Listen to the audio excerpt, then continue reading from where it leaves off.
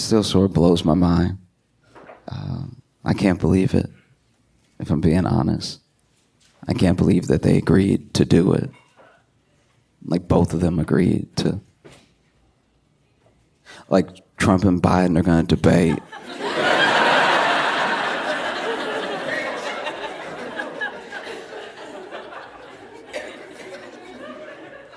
They both agreed to debate. This was crazy about them debating. We know how we feel. Like, it's weird that both of them were like, you know what'll do it? You know what'll lock it up? If I talk one more time. That's what the people want, you know what I mean? They want to see me at the booth. That's what. No, it feels crazy. There will be, I can only tell you this. It's months away, I'm sure. But whenever it happens, the only loser will be us. We will.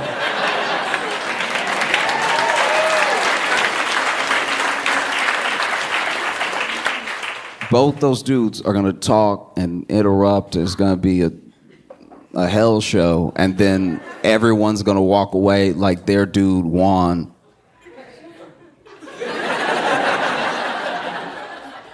And I do my best to be honest with you and be honest with myself. It does make me nervous, and I think everybody's nervous. I think all parties involved are nervous. You know, I'm nervous for Biden to debate because I'm nervous when Biden talks.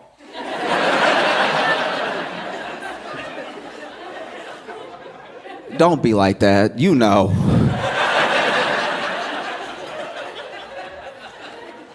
You know what I mean? Like, I think this is the best way I can relate it. Because Biden starts sentences ambitious. The way I relate to how Biden talks is, when I first moved to Chicago, right? I didn't have much. And I moved, and I really wanted to clear my head because I was overwhelmed with the move, right? And I was like young, but I was still scared. I didn't feel like I knew enough people to really have like a support system or anything. And so I was like, you know what? I'm just gonna learn the area. I'm just gonna go for a walk, and without my phone. I don't wanna be in my phone. I wanna learn the neighborhood. I'm gonna go for a walk. I'm gonna clear my head. So then I left my phone at the apartment, and I just went for a walk. And it felt good. It felt genuinely great to just not have people texting me, not be getting notifications on my phone, not get distracted from anything by my phone, and just look at what a beautiful city I had just moved to. And the weather was nice. Y'all would have appreciated it. It was very sunny. All the white people were smiling at me. It was, you know, black people too, but just there's a certain, I don't know. And you know, after a while, you know, 10, 20 minutes, I don't know, I didn't have my phone. So I don't know how much time had passed, but I got to the point where I was like, all right, I'm feeling good, I feel better, let's go back. And I turned around and I was like, uh-oh.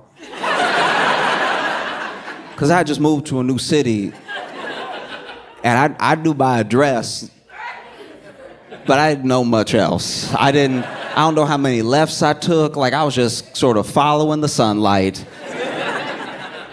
I was letting them lead me, and then, you know, now I'm like, uh-oh. And so it took quite a while. It took a much longer walk than I anticipated for me to get back home, and that's what every sentence Biden says feels like. It feels like, because you can see when he start, he ready. When those first two words in, it's like when somebody try to run and they can't really run, because it's like he start off hard, and then by the middle, you can see in his eyes, he's like, oh, where was I? And then by the end of the sentence, he's like, I think I stuck it. You know, so I'm nervous for Biden to talk, and I know Trump's team is nervous for him to talk, not just because this debate is gonna have certain stipulations, like they're gonna cut his mic if he goes over time. There's all this stuff. I think that genuinely Trump's team is like, he's finally gonna say it.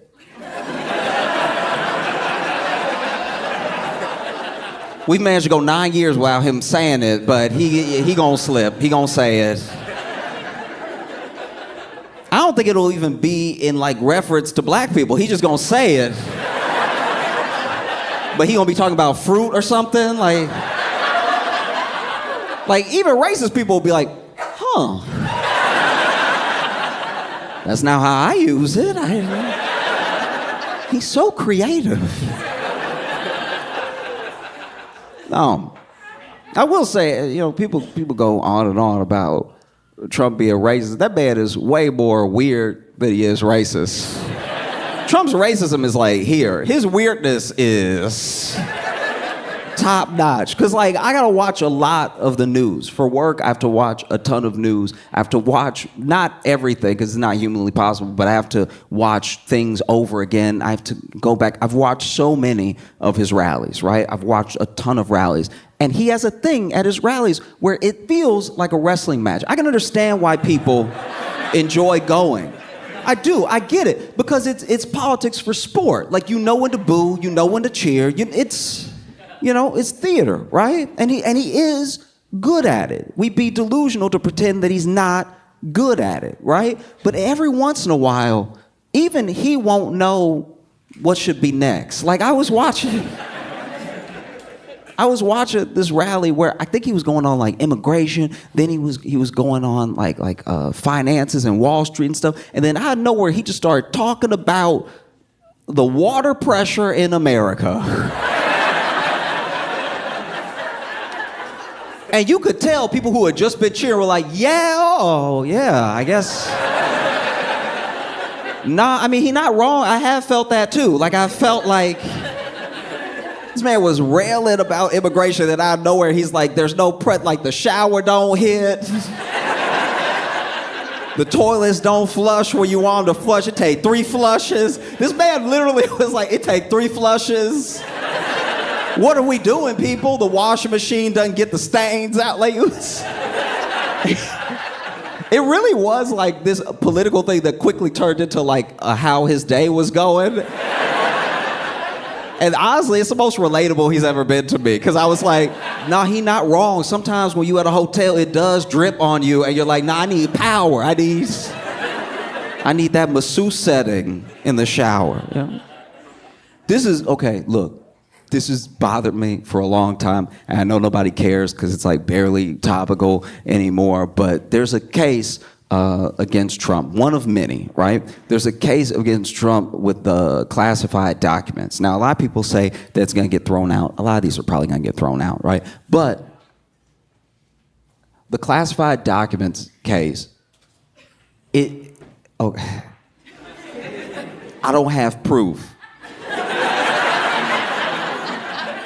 I like to think I'm not like a conspiracy theorist or anything, but for real, I don't have proof. So what I'm telling you is me just talking to y'all because we're friends, okay? So I'm just telling you what I think. I'm not telling you that like the prosecutor can even pull him up on this. I'm just saying that this is what I think, right? So the classified document, he basically, in case you don't know, took a lot of documents with him when he left the White House, right? And they went to Mar-a-Lago and retrieved a bunch of them. And they were in all sorts of different rooms. Like, they were in the closet. Some of them were in the bathroom. There's all this stuff like that. Now, the speech that he gave, the rally he gave that I was talking about before, was towards the end of his presidency. And I think this is what I think happened. He started bringing up the water pressure. I'm pretty sure he tried to flush documents that day.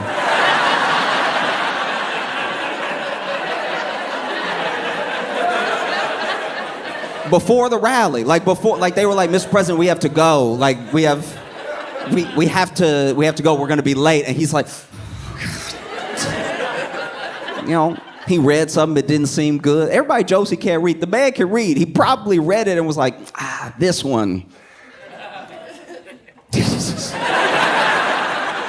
And then he flush it, and because it's printer paper, it doesn't go down like toilet tissue. So then after the third flush, it's not going down. He's like, this country is doomed. All right, this should have been gone down. And so then when they went to Mar-a-Lago and there were all the documents stocked up to the ceiling in the bathroom, people were like, why were there documents in the bathroom? I think that those were unflushed documents. I think that... I don't have any proof of what I'm saying. Take it all with a grain of salt. We're here to have fun. But no, I do think Trump's team is a bit nervous because the agreement for the debate had like very specific stipulations that like some people were saying were fair, some people were saying were deeply unfair and everything. But a lot of it just doesn't play to what Trump is good at. You know what I mean? Trump is good with a crowd and they didn't want to have a crowd, stuff like that. And I don't know. As much as I, pick on Biden about talking, Trump has his stuff too. Like I remember that time he tried to say origins. In case you haven't seen the clip, it's phenomenal. Basically, it's rough, because I'm not even kidding, I'm being real with y'all for a second. I did feel bad for him in that moment, because you can tell he know the word. You can tell he trying to say orange, or he's trying to say origins, and he keeps saying oranges. But he doesn't mean to. It's like when you keep texting the same auto-corrected word, and you don't mean to, you know what I mean? Like your friend texts you something crazy and you try to text back like, fuck, and then you end up texting back duck, and then you text duck again. And then you text duck one more time. And then you get upset, so you just text damn it. Like, that's...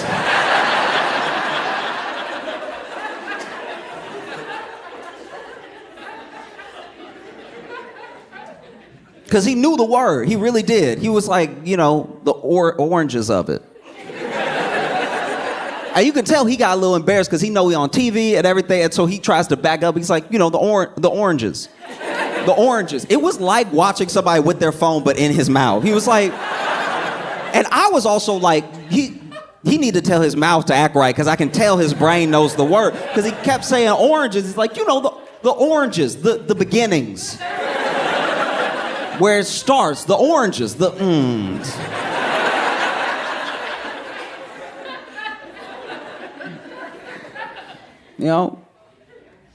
One thing I wish we would have got more of, because it was spectacular to watch, was a real, Trump versus DeSantis. We didn't really get it. You know what I mean? Like Trump just started smoking him off his swag, and then DeSantis dropped out. But I want them to go. I want them to debate. That's what I want to see. That's what the world needs. Those two debating, getting at it, and not about policy or anything, because honestly, they both have shots for each other that would go harder than Kendrick and Drake. Like, Trump and DeSantis in a debate, all Trump has to do is, do his thing. I'm the president you love, and whatever. And then DeSantis can just be like, well, I served in the military. Where were you? There was one roast that Trump got in on DeSantis that was particularly spectacular. It was fire, right? Because everybody was making fun of DeSantis for wearing heels, because we couldn't tell if he was wearing heels or not, because he always was like, his height is weird.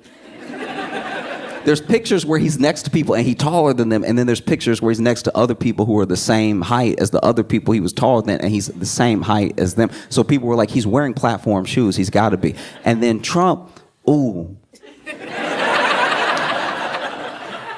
it was cold. It's one of the coldest things I've seen him do in a long time. So Trump was explaining the shoes out of nowhere at a rally for no reason. Nobody said anything. He was talking about infrastructure. He was talking about how bad Biden is. And then out of nowhere, he was like, and have you seen DeSantis' shoes? They're weird.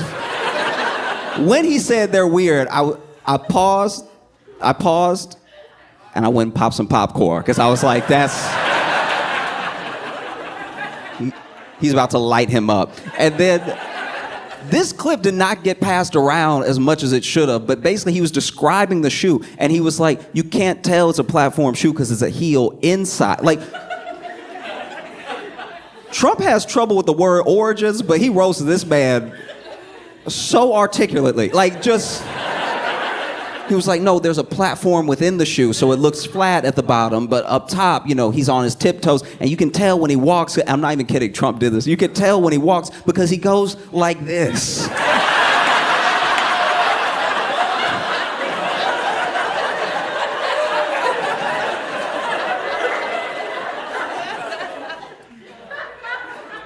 Wow. Wow. That's my main thing with the debate too. Biden versus Trump debating. Again, we didn't get anything out of the last one that they did. You know what I mean? And I just think, okay, I do think it would be funny if, remember, we're here to have fun. It would be funny to be cool. It would be funny to me if during the debate, one of them died. Like that was, like that's.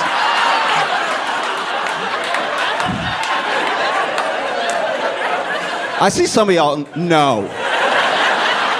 We're here to have fun. We're here to have fun. Don't do that. No.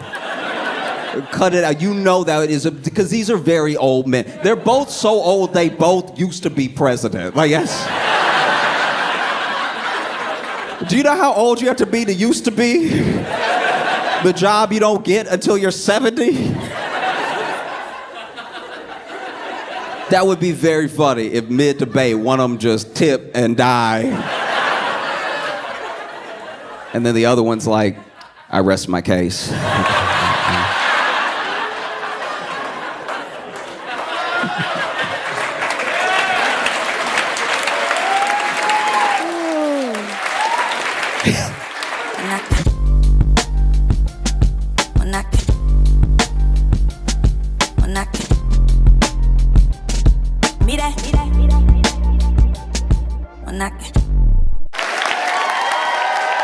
Your fave and mine. Give it up for Josh Johnson.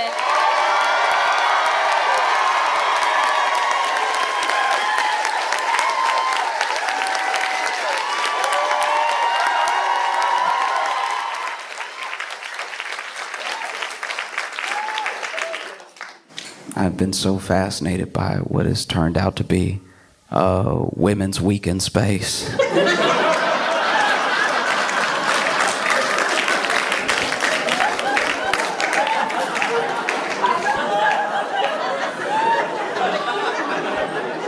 Could not have seen this coming. Truly could not have seen this coming. Okay, so basically, just to bring you up to speed in case you are just like living your life or whatever. There was a Blue Origin. They went up. I don't know what to call it. Because some people get offended when you call it a trip, but then other people get offended when you call it a mission. So it was a flight. It was a flight to space. So on this flight to space, on this Blue Origin flight to space, you had Carrie Ann Flynn, who's a film producer. You had Lauren Sanchez, who is Bezos' fiance. You had Aisha Bowe. I think that's how you pronounce her name. And she's an actual like aerospace engineer. And then you had Amanda Wynn, who is a bioastronautics researcher, which when I saw the words together, I was like, every once in a while you'll see somebody who has a job or a field of study that makes you feel dumber than is fair. Do you have it? Because you'll just be living your life and then they'll be like, I'm a bioastronautics researcher. And it's like, is that Iron Man? What do you...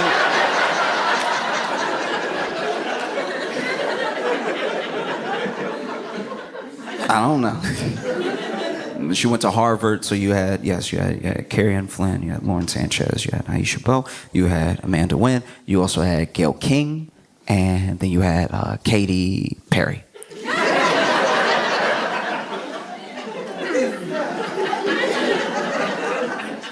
You had this set of individuals come together to go up in space.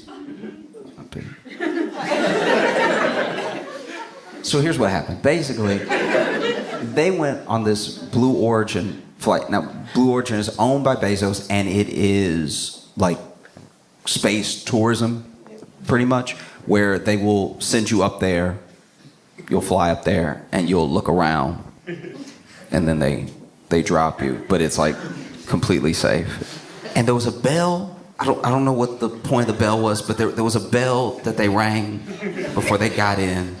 And ringing the bell was how you could tell that Gayle King didn't really want to go at first. Like that,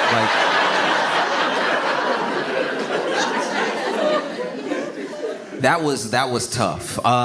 In case you didn't see it,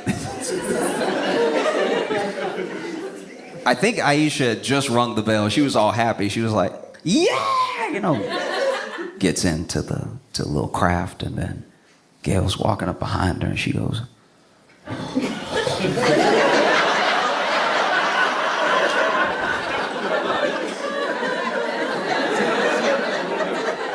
I've only seen that face one other time, and it was when my mom was trying to teach me how to drive.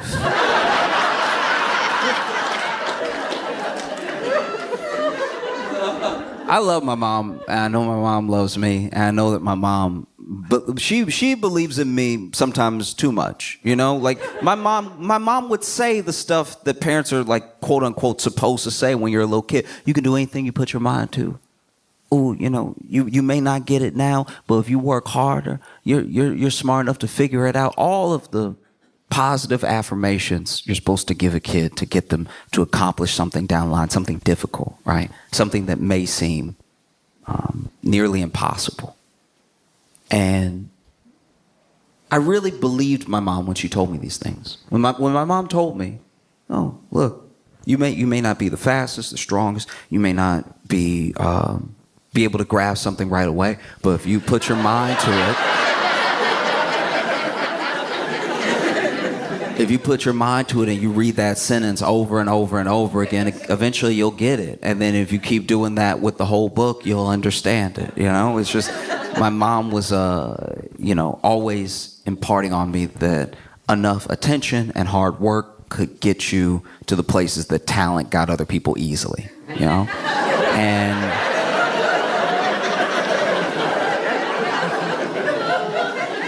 And these are important lessons. I look back at the things that my mom said, and not only are they true, but I wish more people heard them, because sometimes when you just pump somebody up too much initially, you give them a false belief that they'll just get it or it'll just come to them, and then when it doesn't, they're more likely to give up, right? Whereas if they're told off top, "You're not that good at this," they'll know that there's something to work towards, and that the thing is possible, that everyone who ever accomplished anything wasn't already good at it. It took work, it took perseverance and everything.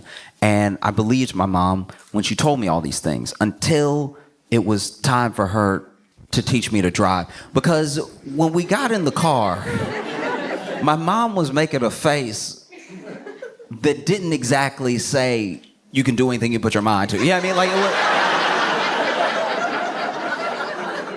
yeah, I mean, like if I could do anything I put my mind to, I'm putting my mind to driving, and then you get in the car with me, you sit in the passenger seat, and you going.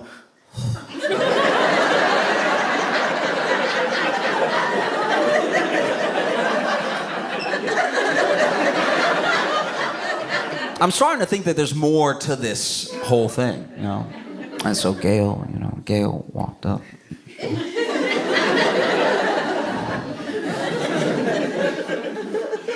They all get in the craft and they all pop off. They all get in the...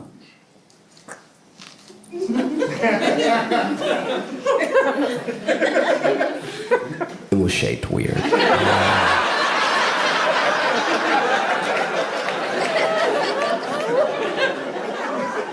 But I'm not an astronaut. I'm not a physicist, I'm not a scientist, so I will be using the wrong terminology a lot. Be patient with me. But this rocket craft, this, it wasn't because a ship feels substantial. You know what I mean? Like the Death Star feel like a ship. This feel like the tip of a rocket. Feel like they got in the tip of the rocket. And so they in the tip, and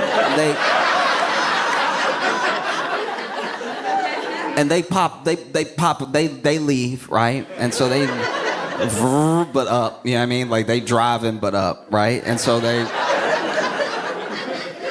They shoot right up into the sky, and they're gone, right? And I thought when I heard about it initially, I thought, oh wow, they're gonna be gone. I didn't know anything about Blue Origin. I didn't know anything about the flight, so I thought they'd be gone for maybe, who knows, like a week or something. Like I thought it was gonna be.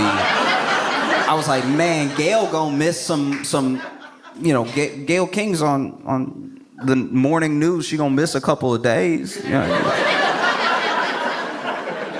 Like Katy Perry's got a whole tour that she's starting on, like, and I'm sure that, you know, Aisha, like I'm sure the people with like jobs I can't pronounce also have somewhere to be. So I'm like, they're gonna be gone for like a week, and then they came back almost immediately. It was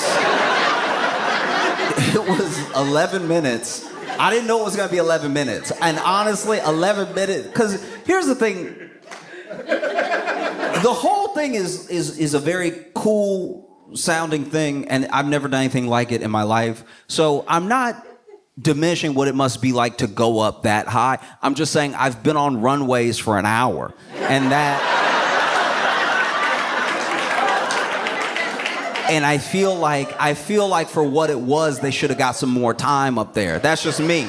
That's just me. I'm not. Do you see what I'm saying? Like I'm saying, if you go ahead and you do all this stuff to go up there, like don't make it a high five. Like let me be up there for a while, and then they come down, and it looked like they landed hard. Now I've both heard from friends, and then I read a whole thing about how there's this thrust that they use with the landing where it basically goes off one time to sort of soften the blow a little bit on the way down, and then it goes off one more time to make sure that you don't slam into the ground. That being said, enough dirt did move that I thought they slammed into the ground pretty hard. I thought they were all gonna be flat when they opened the door. When I saw that, I was like genuinely worried. I was like, it made me by myself sitting in my apartment go, ooh! And it doesn't help that the audio also doesn't sound great. I don't know if you've heard the audio of them coming down, but they're up there in space and they're floating and everything. And then when it's time to come down, all you hear is, like, it's the most garbage, like,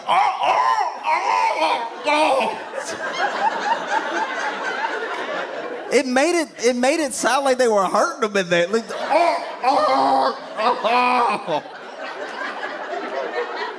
like, no, listen to it for real. It sounds insane. And don't get me wrong, if it had been me in there, I can confidently say, if it had been me in there with them, you wouldn't have heard anything. You wouldn't have heard anything because I would have already passed out a hell of a long time ago. I would have passed out so fast. As soon as I saw Earth coming back fast, I would have been like, no, thank you. You wouldn't have caught me screaming because I would have been unconscious. There's no way. I wouldn't be up here. At most, you would have got a, like, that's all I'm hitting you with. No, that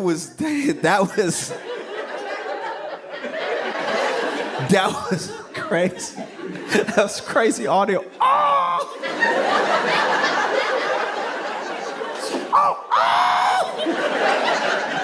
It honestly felt like, okay, because it did low-key feel like what happened in the landing was like somehow everything Gail was worried about going up. You know what I mean? Because this is also what happened. The only other time, I know I was talking about my mom teaching me to drive and everything, but I think the other thing that makes you make a face like that, like ring the bell, and then walk towards the flight crap ship. I think the other thing that can do it is like a bad pep talk. There are good pep talks. There are pep talks that like really bring it out of you. The thing that the person saw in you that was giving you the pep talk, it comes out through their inspiring words, right? You see it a lot in football movies. They're like, Coach, we can't.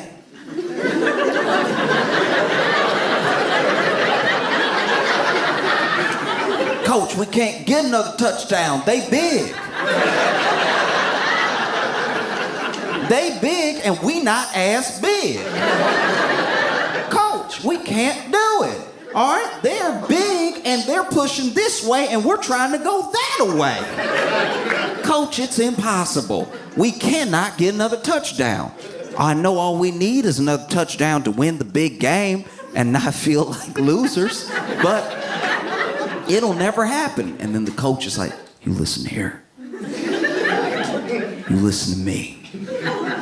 Because I'm the only one with a discernible accent in the film.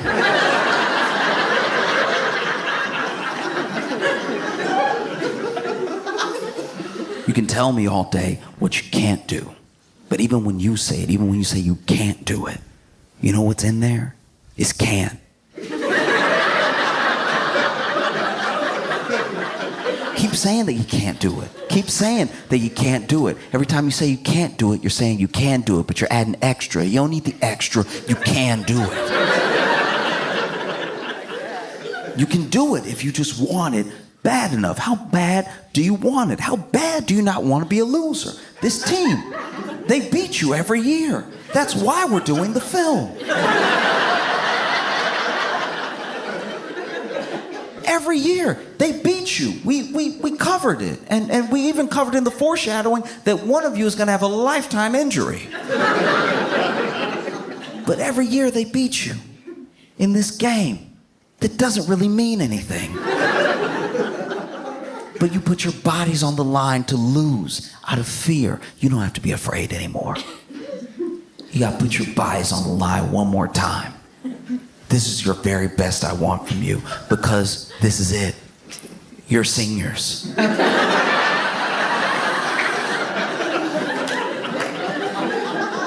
This is all you have. Some of you are barely going to graduate.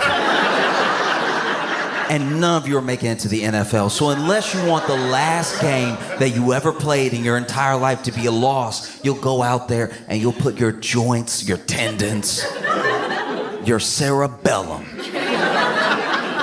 You'll put your knees, your ankles, your Achilles, your MCLs, your ACLs, your finger joints. You'll put it all on the line, all for the sake of that American pigskin to get to the other side. Because this is war. This is exactly like war, except you're not really fighting for anything.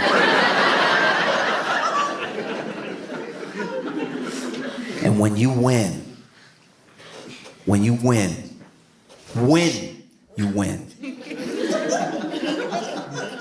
when you make it to the other side, when you get that touchdown and you're standing there and they topple over the field goal post, which is going to cost thousands of dollars. And everyone runs on the field to try to lift you up and they hurt their backs because they're old. But you're all this town has because industry left decades ago. And so they'll try to lift your oversized bodies on their shoulders. But it won't work because everyone in this town somehow has sciatica. So it's not going to be pretty. But when they lift you up, and you, quarterback, when your girlfriend tells you she's been keeping it from you the entire season, but she's pregnant, you'll be like, wow, at least my son's going to have a winner as a father.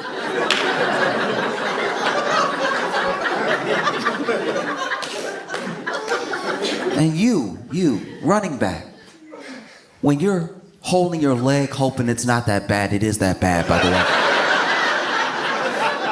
Hoping it's not that bad. You're dragging it, trying to celebrate with everybody because you're behind because everyone sort of ran to where the touchdown was and you were hurt so you couldn't get there and then everyone trampled you, but you got up, which is important. When you're all lifting your helmets, like they're the helmets of warriors. I want you to think about this speech. I want you to give yourself this speech every day that you go to a job that you hate. Because this is how you're going to get through life. This is an all-American pep talk. Now go out there and win, or don't and hate yourself for the rest of your life. But go out there and do it, right? I felt like Gayle got a way worse pep talk than that. I feel like Gayle's pep talk was just like, girl, why are you so nervous? You ain't gonna die. You know how hard it is to die? You're not gonna die. Just because you're going miles above the earth and then they shoot you in there with fire, you're not gonna die. It's just, you know what I mean? It's gonna be a little explosion under you, and then that's gonna shoot you up in the air, and then you'll be in space. You'll be in space, you'll be floating. And I'm sure they got it under control. I'm sure you're not gonna float forever and then never come back. I don't even think they would let that happen, all right? And then when you come down, I'm sure it's gonna be fine. I'm sure you won't be like, oh! Like, I'm sure it's gonna be fine. When you head back down, I bet you it's gonna be so smooth. You're gonna be floating down in a little parachute they do, and then I guarantee it. And then when you fall, you know, when the little craft hits the ground, you won't break your back at all. You know what I mean? That's already been done. We talking research in the 60s and 70s where people came back down and broke their whole back. That's not you, okay? That's not gonna be you at all right?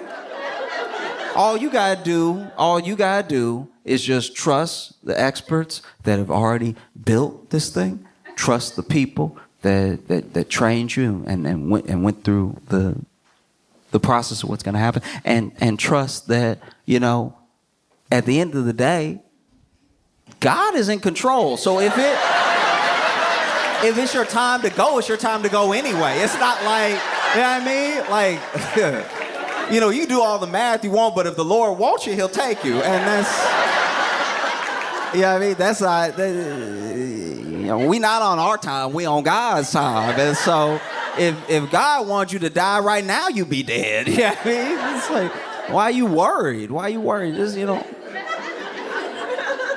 you made everything right with everybody before you went, right? Like, it's not like you even need to.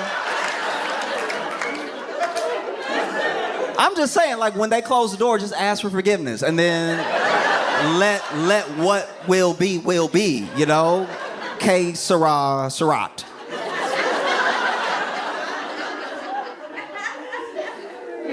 No, she just looked like she got one of those rough pep talks that had her like, okay.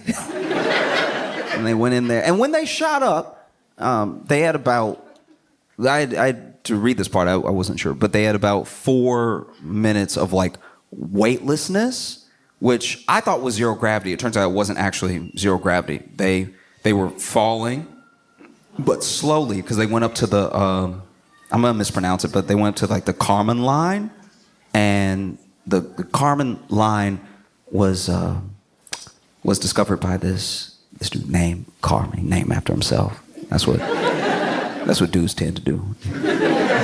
It's my thing. So just so you don't forget who brought you here.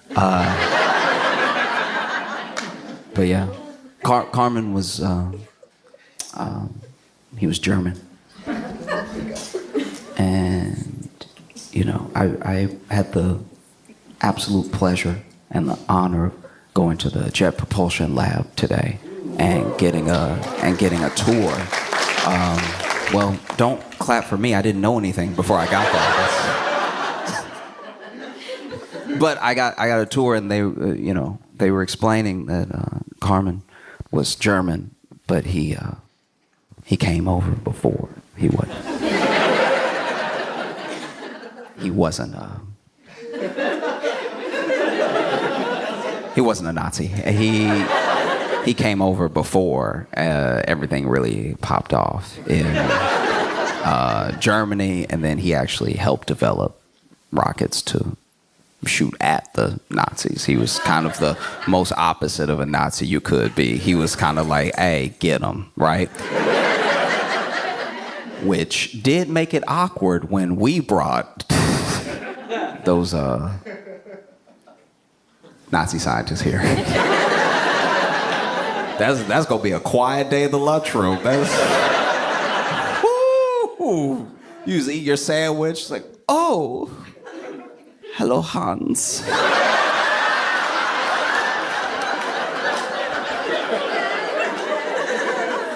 I see you made it out.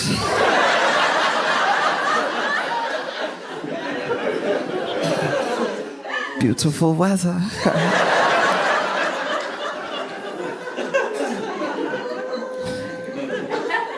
Yeah, basically, they went up to the Kármán line, and then when you go past the Kármán line, that's like when you're like in space. Now, admittedly, I didn't know any of this, so I thought it was all space. I thought as soon as you left, it was space. I'm not saying I've ever been on a flight and I was like, ugh, space. I'm saying like they were high enough that they saw the moon and they saw like the corners of the earth that just looked cloudy, and I was like, that looked like space to me. It's very spacey. And what I loved about them floating, so a lot of people gave them like a ton of flack as if they were just taking selfies the whole time. It's not they were taking selfies, there's just cameras in the thing. They were looking at the cameras, but the cameras are above the window. So everybody's like, why are you looking at the camera? Look out the window. It's like, no, they were looking at Bo. They can see the window because the camera's right above it. And so they were looking in the camera some of the time, but you can see where everybody's looking out the window too. And they were weightless, so they were all excited. They're like, oh, look. And they were like, one of my favorite things was at every stage, there's just so many there's so many shots of Katy Perry floating in front of the camera that were genuinely very fun. Like someone will just be in the middle of like, and then Katy Perry.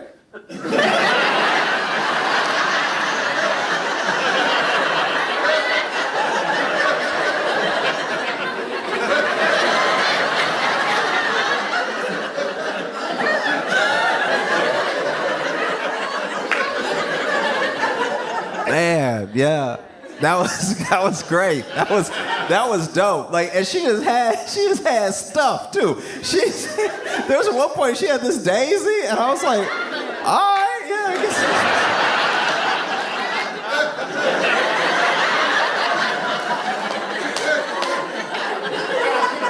guess. She had like her tour set list there. I was like, y'all let Katy bring anything she want on the flight. That's wild. Man. I was half expecting Katy to bring a picture of Katy up there. That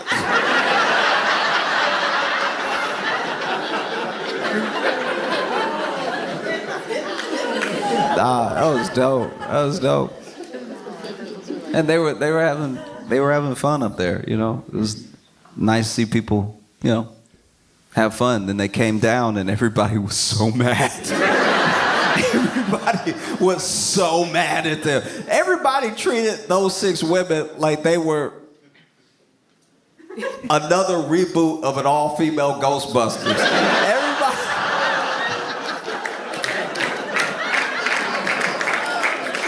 People were so mad at them. They landed and people were like, why'd you go in space? Why are you floating, Katy? Like, geez, sorry. Man. And admittedly, they got out, and I did see Katy's interview.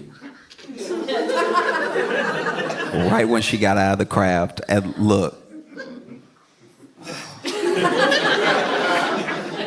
All right. I'm gonna do my best. Okay. I know when somebody is like annoying or odd online and you say one thing, you're one person that says one thing, it's not, in your mind, that big of a deal because you're one person saying one thing. You might not even be saying anything that nasty. You're one person saying one thing. But if 10 million people all say something, we are now piling on one person who didn't do anything but be, I don't know, I guess a little tone deaf or annoying or whatever, right? So quickly, what could have been like a couple people being like, that's not it, turned into the entire internet being like, oh, send her back.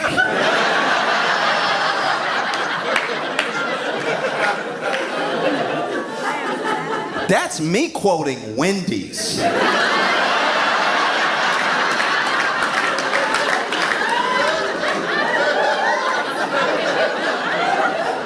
You know Wendy's, sandwich company. You know Wendy's of baked potato fame? Wendy's. Wendy's was like, sit her back. And then even, Katie's team shot back at Wendy's like, how dare you wish death on Katy Perry? It's like, all right, both of y'all need to chill because she didn't die the first time. They said send her back. I don't think anybody's wishing death on her. And then, she had her interview, and I've been the person who has tried to help the person who didn't hear what they sound. Okay, a good example is there was a foreign exchange student one time at my school, and whenever people transfer, especially like the year's already started and they transferred, right? That is an easy target for other kids. That's a kid that's not, I'm not saying they have to get bullied, but are potentially gonna get bullied because now anyone who is at the bottom of like the high school hierarchy, there's a new person. We don't know anything about this person. So unless they prove that they're very, very cool, very, very quickly, they can be at the bottom. And because no one wants to be at the bottom, the people that were at the bottom also pile on this person, right? And so I remember just being in conversation with people like, hey, chill, leave them alone. I know they're a little odd. I look back, I was bullied. I was bullied when I was a kid. And now as an adult, I look back and I'm like, bullying is wrong, but I do see where a couple of them were coming from at certain points where I was doing the most. Like there were a couple times I did open myself up to some scrutiny. Yeah, I mean, like there are a couple of days that I could have not been humming some musical theater number so loud in the boys' locker room. Like I could have not invited some of that in. I know I was just being myself, and everybody should be allowed to be themselves, but there's also common sense. And I don't know. Yeah, I was definitely in that situation one time as a kid. And I was like, hey, look, I know that they're different, but they're different. Just chill, right? And then one time they took out all the crystals, put them on the desk. Class hadn't started yet. All the crystals on the desk. Everybody, look, what you doing? It's like, oh, these are my crystals. And then I was like, all right, y'all, be cool. Be cool. And then they grabbed two of the crystals and they're like, I'm like, see, you're not helping me help you. You see you're not helping me help you right now. Who else in the class? Who else doing it? I'm not saying don't be an individual. I'm just saying you know these aren't good people around us right now.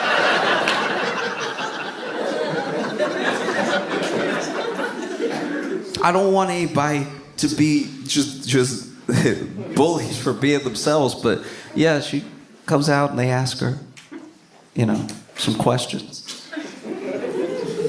And admittedly, this is the other thing people got to keep in mind, that some of the questions they asked her were a setup because that person interviewing her was not like a journalist. I'm pretty sure they worked at Blue Origin.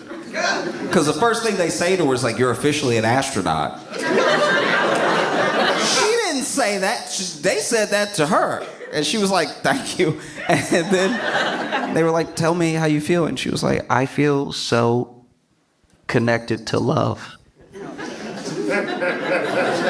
Y'all be cool. See what I'm saying? Do you see? This is how it happens. I know. I heard it too. I know. But y'all be cool. Because Katy Perry was doing a lot. In fact, Gayle King, they asked Gayle King, they were like, hey, what was it like? And then she was like, oh, we get up there and Katy actually sang. When we were up there, she sang What a Wonderful World. We were up there. And to me, just to me, that sounds like a little too much. We only gonna be up here for like 5 minutes. I don't know if I wanna be floating, listening to what you've elected to sing to us. It wasn't like they were floating like, Katy, now! Like that wasn't... I'm guessing. I don't know. I'm not saying anyone didn't enjoy it either. All I'm saying is that that's what Gayle King said, and when she said it, I had hoped. This is what I genuinely want from the bottom of my heart, is for Katy Perry to have sang What a Wonderful World like Louis Armstrong. That would have been fire. I'm not gonna lie. That's a Katie I can get behind. If Katie was, I see it in the rain, railroad through. Floating? If Katy Perry had been floating, singing What a I see it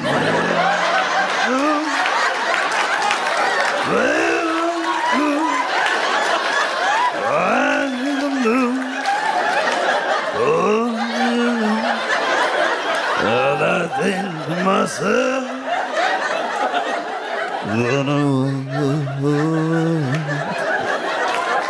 Be amazing. Oh. That would have been incredible. That's the thing that I don't know how much they paid to take that flight. I would pay that much money to see Katy Perry do that, floating. That'd be amazing. But you just, in your heart, you kind of know that's not what she did. You know what I mean? You know she did it in the most like theater kid way possible. You know what I mean?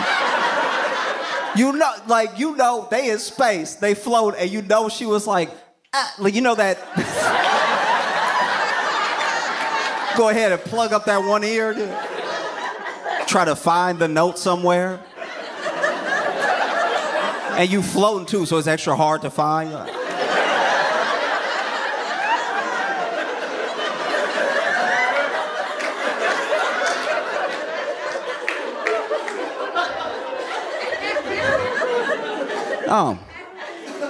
People were so mad. I didn't even know, like, I don't admittedly know much about space at all.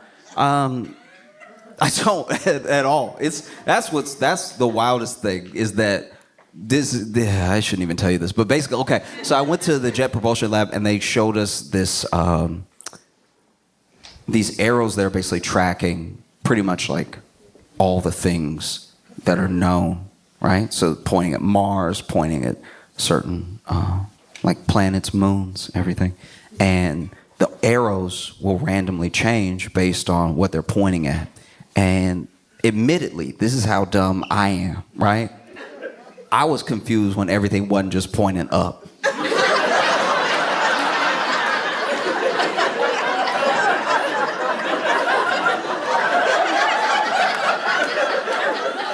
I'm not a flat earther. But I can see how people get there because in my head, it said Mars and then it went left and I was like, Mars ain't left.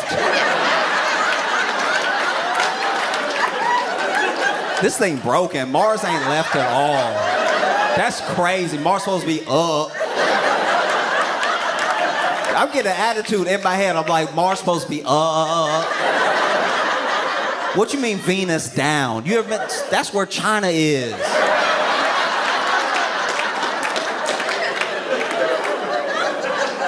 People don't have any sense, you know what I'm saying? Like, that's wild. They just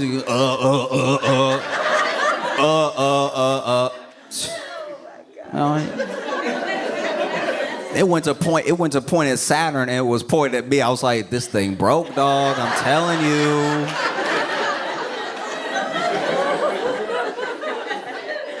No, I don't know much about space, and there were so many people that were like, they faked the whole thing. They didn't even go up. They never went up at all. The whole launch was AI, and then when they landed, that was a tape from a different time, because those people definitely died. And it's like, no, they don't need to fake it. They don't. I'm not trying to come out in support of like Blue Origin specifically, but it's like they don't need to fake it. This is like the 11th one that they did. They did like 10 of these already, and no one cared. Like, they didn't do the whole press run like they did for this one, so they just did 9 of them in peace. The first one that they did, I think, was William Shatner was on it, and he was like, I was saying all this space stuff, and it's like, bro, you also... Like, that is the one thing I'll say. That is like the one critique that I have of the internet's response to this, is that it's like, a part of me is like, y'all are mad because it's all women. You know what I mean? When William Shatner got off and he was saying all the space stuff, you were like, oh, William Shatner got to go to space. That's so cool. And it's like, yeah, that is cool. That it's cool for anybody to get to go to space because it's space. It's rare, you know? But you can't let him off the hook for saying like hoity-toity stuff just because he played space.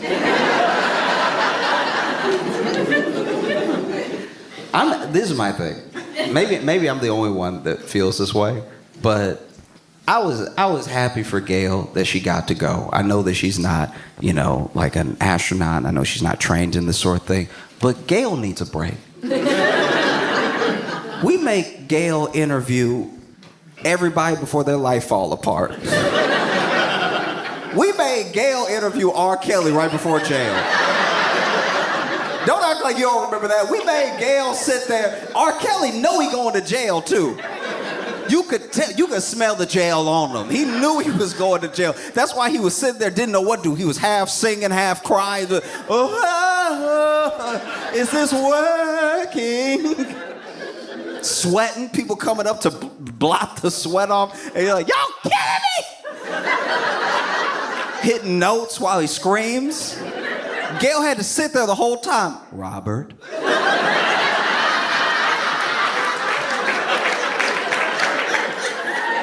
Robert. Are these cameras on? I hope these cameras are.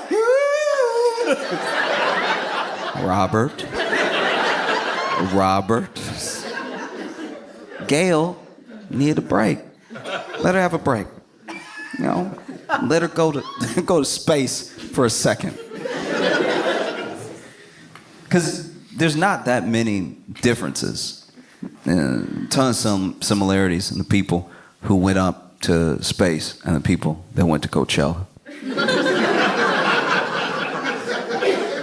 There's a ton. Both have potentially horrific bathroom experiences. You know what I mean? Like true, imagine. Because first of all, you at Coachella, right? And you just trying to get through your day, see your favorite bands, have experiences with your friends. You're financing this thing. It's gonna take you months to pay off, trying to make the most of it. And so maybe, yeah, you had a chili dog before you came.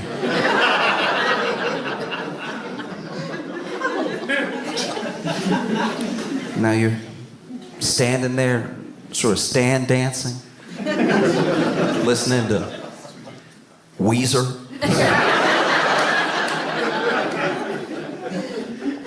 Sick riff comes in, and right then you feel it.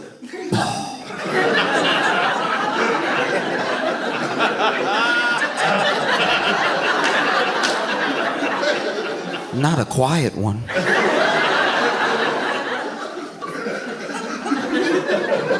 A quiet one is your body telling you, hurry.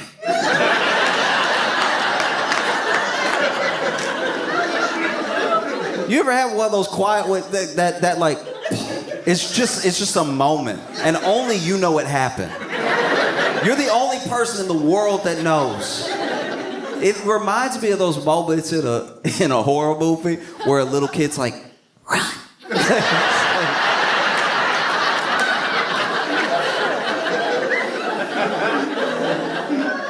So you book it. You go out of whatever badge area you have and everything. You don't care about anything. You're just running, trying to get through. And what do you find? A line. A line to use one of the most blown out porta potties in the history of America. This thing, it's like a little wooden. It's like they're not even supposed to be wooden anymore. This is from Woodstock, 1977.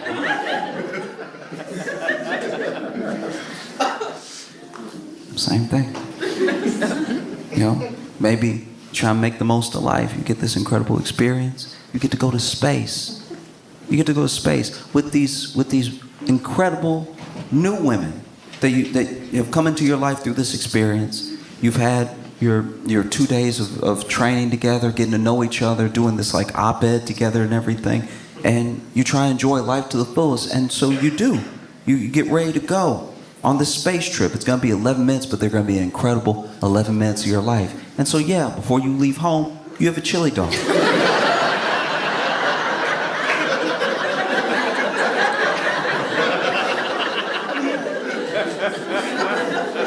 You have a chili dog, and you're walking on, and you ring the bell. You're having a good time. You strap in and everything, and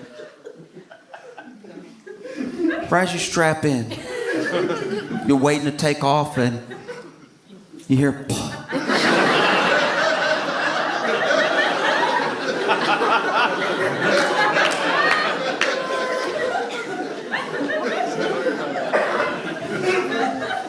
They take off, you feel a couple G's, you're like, no, no, no, no, no!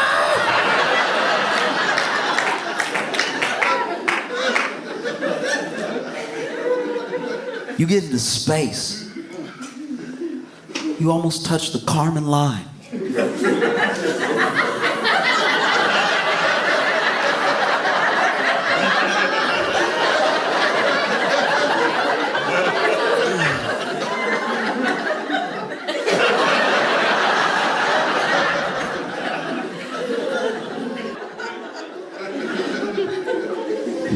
Then you hit the ground. You hit the ground. Plop. Okay. I made it. 11 minutes. I held it together. You pop out of the little pod, trying to calmly look for the nearest bathroom. Everybody clapping. Everybody clapping. Oprah there, the Jenners, everybody clapping. And then somebody runs up. How's it feel to be an astronaut?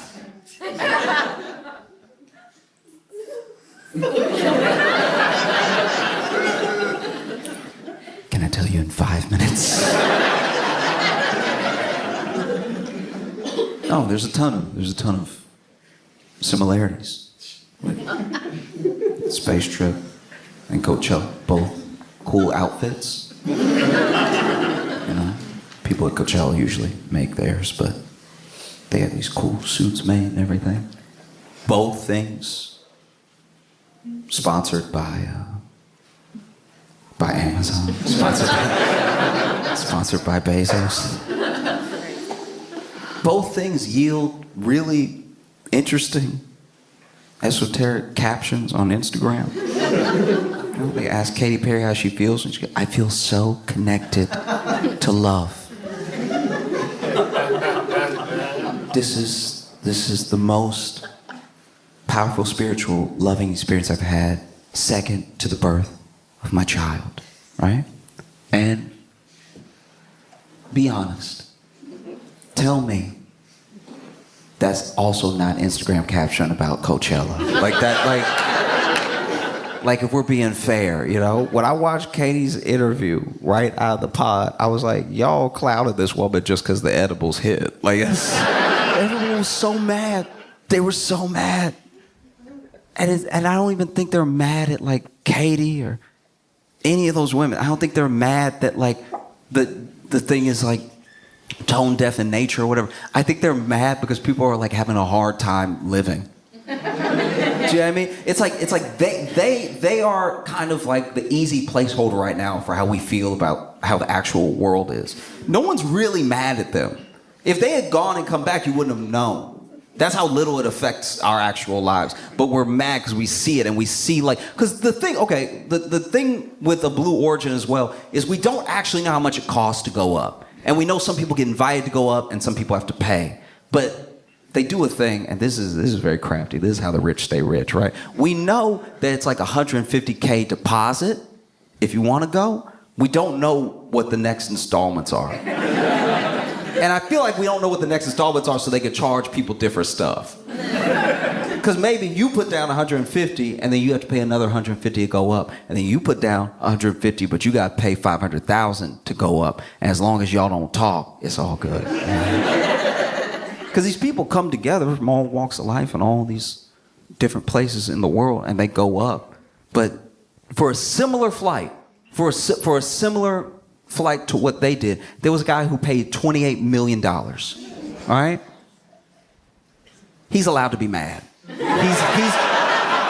allowed to be mad that anybody got to do it for free because 28 million, even if you're a billionaire, 28 million is still a dent. Like, that's That's wild. 28 million. So I'm just saying, it's wild that thing. We're assuming anyone on that flight had to pay. I can't imagine Bezos making his fiance pay. I don't know if anybody on that flight paid. And I know that the only poor version that we have of what they did is Froyo. Because you ever been filling up your cup? And you don't have that much of your account, so you gotta fill it with hope. You gotta hope that, like, that's a lot of air. That's a lot of air. Let's just put it on the weight right here. $5.50, thank goodness. One time I was getting Froyo and I was by myself, but there was a woman checking out before me, and she had stuffed it, got the cookie dough in there, and she had the M&Ms. She had a couple extra flavors, and it was high. It was like a little pyramid of Froyo and everything. And then old boy went to ring her up, and it was $135. And I was like, I know he lifting the scale because I'm looking at $17 easy. And then it was my turn. And I put my little one flavor with 2 poppin' bobas in there. And he rang me up for $13.59. And I was like, so... you got your thumb on it, or what you do? This is crazy. Because I don't think we're that mad at them. I think what's actually happening is that it's very hard to get by right now, and it's hard to escape. And I don't know. Everyone could use a little escapism one way or another, and we're losing access to that because whether you want to go on spring break, and spring break is the most expensive it's been in potentially recorded history, or you want to just go to Coachella. Dude, Coachella tickets. So I didn't even know this was happening. Apparently there are people that are like financing their Coachella trip in like installments, like they putting Coachella on layaway. And it's not like some people. Apparently it's like 60% of ticket goers are like on a payment plan for Coachella, which is insane. That's wild. That you, in increments, long after, you still paying for Coachella, long after Coachella and stuff. And then you see these people who get a break. They get to go to space for free. And you know they could have paid. You know they could afford to pay it. You get angry. And I think people would be less angry if they just went ahead and whether they did a whole flight or half a flight filled with people who just need a break. You know what I mean? That's all you gotta do. Just get like two of the most tired moms you can find.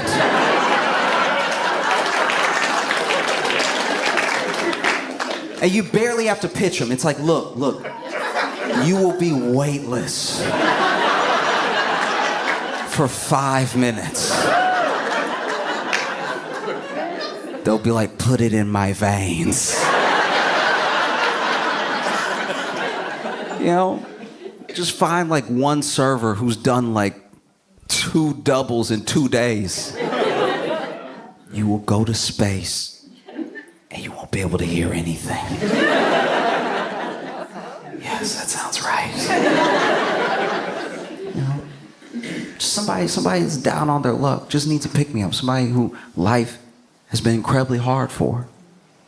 You just grab them and you tell them, hey, I'm going to give you a trip to space. It won't be long, but it'll be spectacular. You will see Earth in the way that few people will ever get to in their entire lives. You'll see the beauty of the entirety of the planet, and you'll see how small all these people, all these problems, all these things are in the grand scheme of the universe. And Katy Perry will sing What a Wonderful World like Louis Armstrong to you.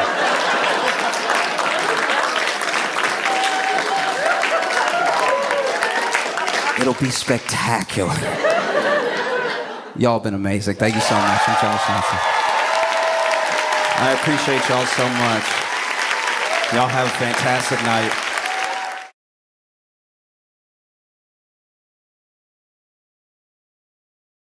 York, Pennsylvania, please make it loud for Josh Johnson!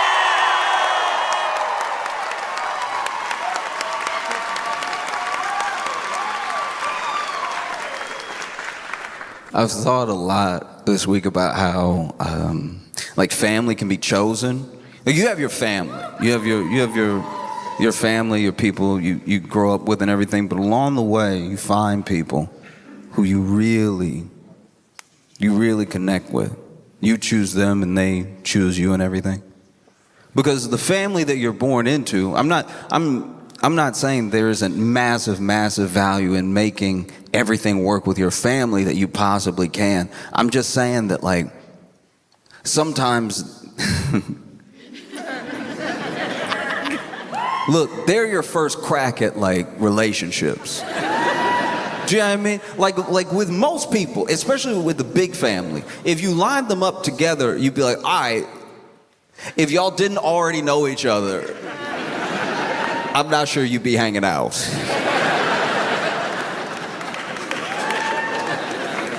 Like, I got cousins that I love dearly, but, like, I don't know. They're like athletic. And then I show up with a Rubik's Cube, but they're like, very cool, very cool. Now, you can tell somebody's not into what you're into when they talk to you all slow like that. When they're like, that's awesome, but that is fantastic. I like that you are into that.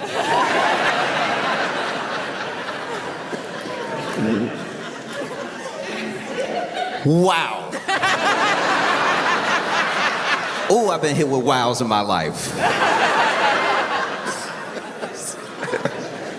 Sometimes you get someone that even if you weren't related, if y'all had met, you would have linked up perfect, like understand each other. That real bond, right? And you have the benefit of actually being family, so you get even more time with this person. Like, I look at, tell you about Nikki. Nikki was this kid back down south, very big kid, but not like big, just tall. I say big, but I mean tall. He was too tall. He was too tall of a person. It was too much. It was like cartoonishly tall. He was that type of tall where everybody asked him if he played basketball. You know that? You know that type of, like, I mean, you're just so, do you just love playing basketball? As if it's a requirement to stay that tall. That you gotta start putting in hoop time if you're gonna stay this tall. It's such a funny question. I've never been asked if I play basketball for my height. It's just such a funny question because I can imagine what's going through the mind of a tall person when they're getting that question, because it's such a thirsty question from a short person. They're like, do you play? I mean, you must. Like, you have to. Like, you need this. I need this. I need you to play. Why can't just do it? I feel like that desperation is because you know that they could touch it. It's like, you could touch the rim so easy. You have to touch it for both of us. You have to play. I don't know what the rim feels like. Just please play. I need this. But Nikki was Nikki was tall, but he was as tall as he was clumsy. He was that type of person you would ask to grab something from the top shelf for you, and then as he's grabbing it, you know, he's got the height, but he didn't have the grip. So he really just knocks something down off onto your head. You about to thank him too. You looking up. Thank you so much.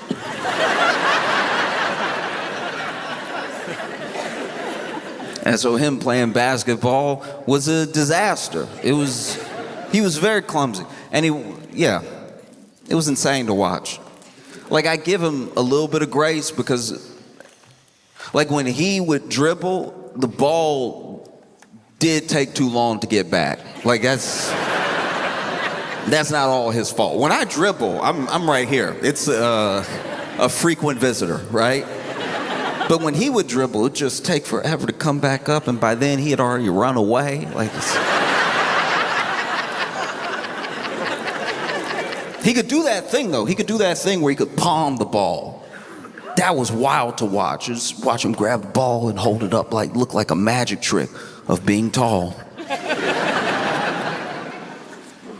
And he was always getting like truly just like smoked on the court. Like even his handles were terrible. You know, he tried to put it through his leg, it would hit his elbow on the other side.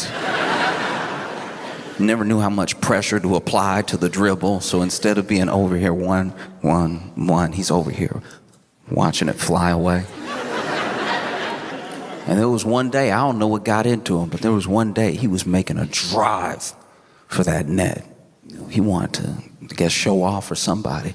And so he's running down the court, clearly traveling. There's no way he was ever gonna. And he's over here with, you know, got both hands on the ball, got the elbow out when people get close, you know, the weapons. And then this dude jumps for a dunk. He goes to dunk, and on top of being uncoordinated, on top of being a true waste of height, this young man has no strength in his ankles or calves. So when he jumps for the dunk and he flies forward, there's someone guarding him. And I think even that guy thought he was gonna fly over. Cause look, he didn't do a simple like jump up, you know, efficient dunk. He fully leg spread NBA logo.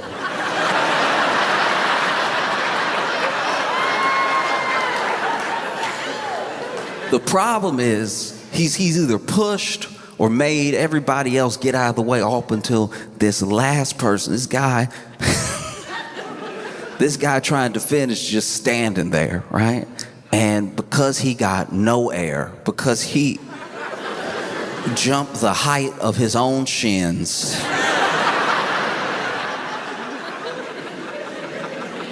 he simply flies into this man. He jumped into him. I've never seen a person jump into another person. Like he jumped into him like he thought he would go through and it like he thought he would be him. He jumped. This guy's got his arms out and he jumped into him like it was the end of a war. Like they were finally reunited. This man, holding the ball in the air, just jumps forward,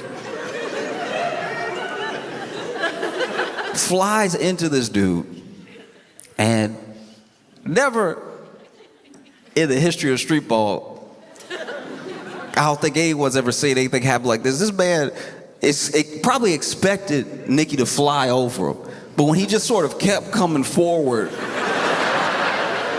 at the height, basically the height he was already at, but with his legs spread.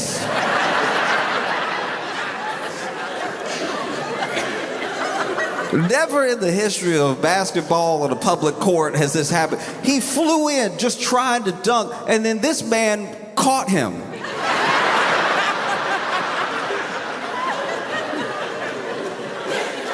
I need to show you then. He caught him.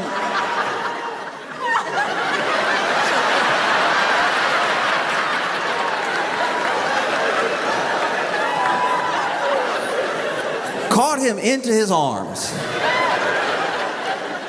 Didn't fall backwards or anything, just straight up caught him because Nicky started jumping too far away, so he didn't have the momentum to knock somebody down. And then Nicky, this fool, still dunked.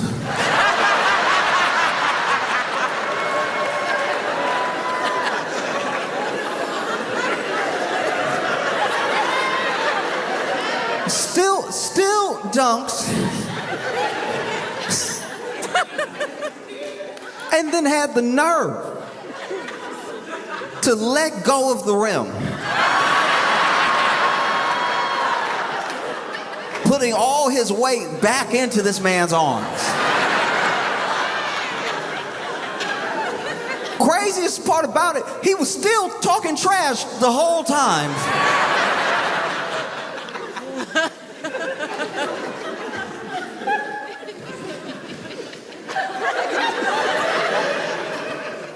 He's still being held midair, talking crazy to everybody on the court. This man is up here. That's right, this is my house. Y'all get out the kitchen because I'm cooking right now. Can't nobody touch me. Sir, someone is touching you right now.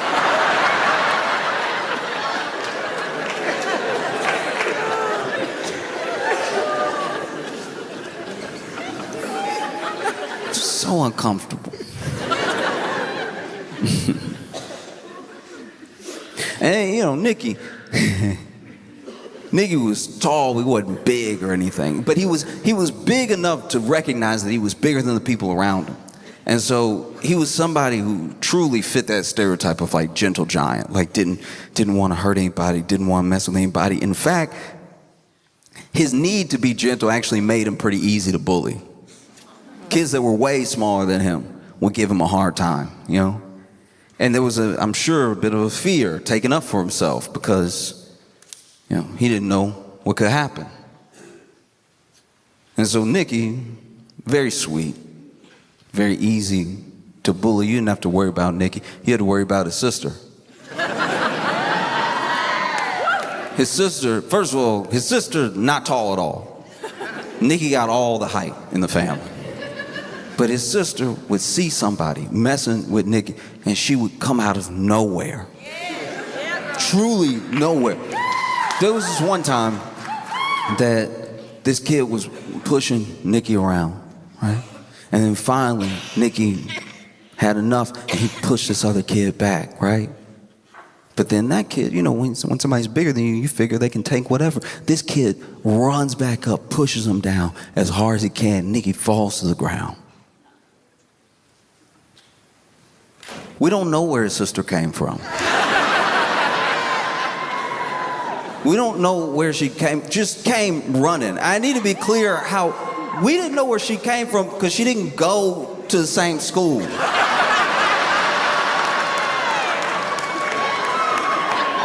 So when did you start running?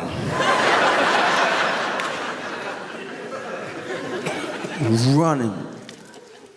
Then jumps in the air. We all give credit for that Sparta kick to the movie 300. But I had seen it years before.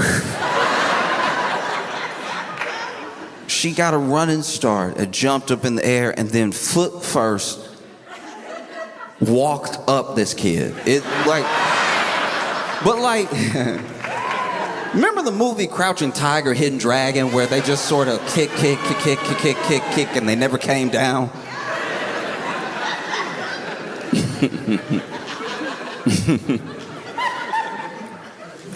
Yeah. Oh. It is tough when you move out on your own for the first time and you're broke, but you're also young. Like, I had the benefit of being young and broke, so I didn't even realize how broke I was. I wasn't even aware it could not be like this. Because, you know, there's a different mindset. I can only speak for myself, but it seems like there was just a different mindset at the time for the sort of standards of my mom's house versus like what mine would be, because I was out on my own for the first time, so I was sort of setting them in real time, like setting these parameters. When you're out by yourself for the first time and you get your first place, this little studio apartment in Chicago, it's like anything. You could do anything, you know? You could put up both Fight Club posters. You could do whatever. You could get the main one and the variant right next to it. There's nobody to stop you. You know, I had an air mattress and everything. Just starting out, and so there are some things that I think other people would have clicked right away. We should do something about it. It just didn't happen for me. Not in my head right away. Like, for instance, when I would have somebody over and my fridge worked, but it didn't work hard. Like my fridge would do the fridge things, but just not all the things a fridge is supposed to do. I'd have somebody over, and then I'd offer them something to drink. I'd grab them something to drink, and I knew the cold spots of the fridge because the whole fridge wasn't cold, right? There were some, like the crisper was crispy. The crisper was perfect. Anything you really wanted to keep, you put in the crisper. But other stuff, you just had to be like, well, that's just a regular shelf. That's basically a cabinet shelf. And so I remember there was this one time that invited somebody over, poured them a drink, and then they asked for some ice, and I was like, okay. So my freezer doesn't make ice. Like, it doesn't. And what I meant was, like, my freezer didn't get cold. Like, my freezer was actually hot. Like, I don't know what coil was switched, but the top was hot. A regular fridge was fridge, but this over here was basically a microwave. And so I was like, oh yeah, it doesn't make ice in there. And they were like, oh, okay, do you have an ice tray? Let's just pour some water. I don't mind waiting. And I was like, oh, you thought I meant I didn't have an ice maker. Okay, so what I'm saying is that like it won't exist in there. Like, it's too hot. Like, that's why I don't have anything but bread in there, because it's very warm. And they weren't being rude, but they just sort of said it, I guess, as they were thinking it. They were like, you can't afford ice? And when somebody points something out to you like that, it does remind you where you are when you can't afford just certain temperatures. That's a level of broke. That's a breakthrough of broke, to not be able to afford enough coal near you. And so when you're in a situation like that, just like when I was on my own and was sort of getting my bearings around being out in the world and what things I needed to fix first, because I still need a bed. I finally got a bed. And when I got that bed, okay, first of all, got the bed off Craigslist, so don't.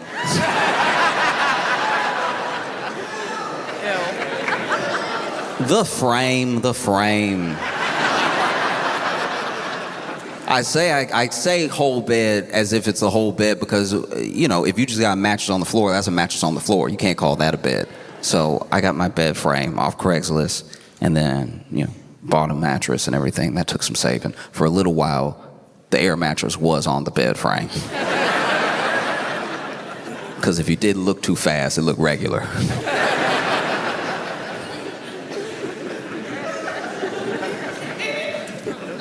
But that bed frame, man, no wonder they were getting rid of it. Every time you sat down, you felt like you were hurting it. The entire time I had that bed frame, I'd be in my head thinking, like, why does my bed's back hurt so much?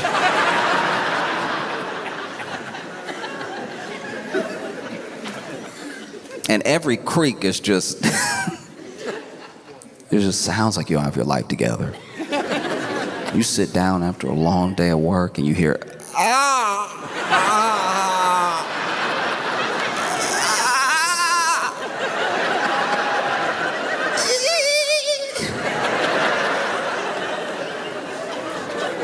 How am I gonna get any restful sleep with you complaining the entire night? I'd move my leg and the bed would do everything except scream. But when you're in a situation like that, and let's say you're even younger, let's say you're like Nikki and his sister, especially in the neighborhood that they were in. There's a lot of things coming at you, maybe faster than you know how to process. You know, you're in a neighborhood where there's gangs, where there's gang violence, and obviously after the fact, people ask themselves, why would anybody join a gang? You know, why would anybody get involved? And it's a question that's more important to ask before anything happens. You know, after these decisions have been made, it's very easy to just be flippant about it. Why would anybody? Maybe this is somebody who's been beat up their entire life. The only time they don't get beat up is when they're with these people. For better or for worse, you know? Maybe these people aren't the best to have around, but at least I'm somewhat safe. It's a different type of danger hanging out with them. There's a present danger I know by being alone. You know? Maybe there's some sense of this is the only way I'm going to be able to make some money. These guys already know a way. These guys always have money on them. You know, there's a false perception that maybe this is the way. You know, they put a gun in your hand. I'm sure you feel powerful. They tell you run the block. I'm sure you feel powerful. It's not until something actually stops you that you realize you're not all powerful. Like you look at a kid like Nikki, and you know, it's not like it is in the TV shows all the time, where there's just somebody seeking out, oh, that guy looks cool, I'll follow him around, maybe he'll let me join or something. Some people are coerced, some people are threatened. You know, you live here, you see us doing work, maybe it's time for you to do some work. They recruit them. That's the thing that people leave out. They recruit them, you know? And so maybe a kid like Nikki sees, though, this isn't it.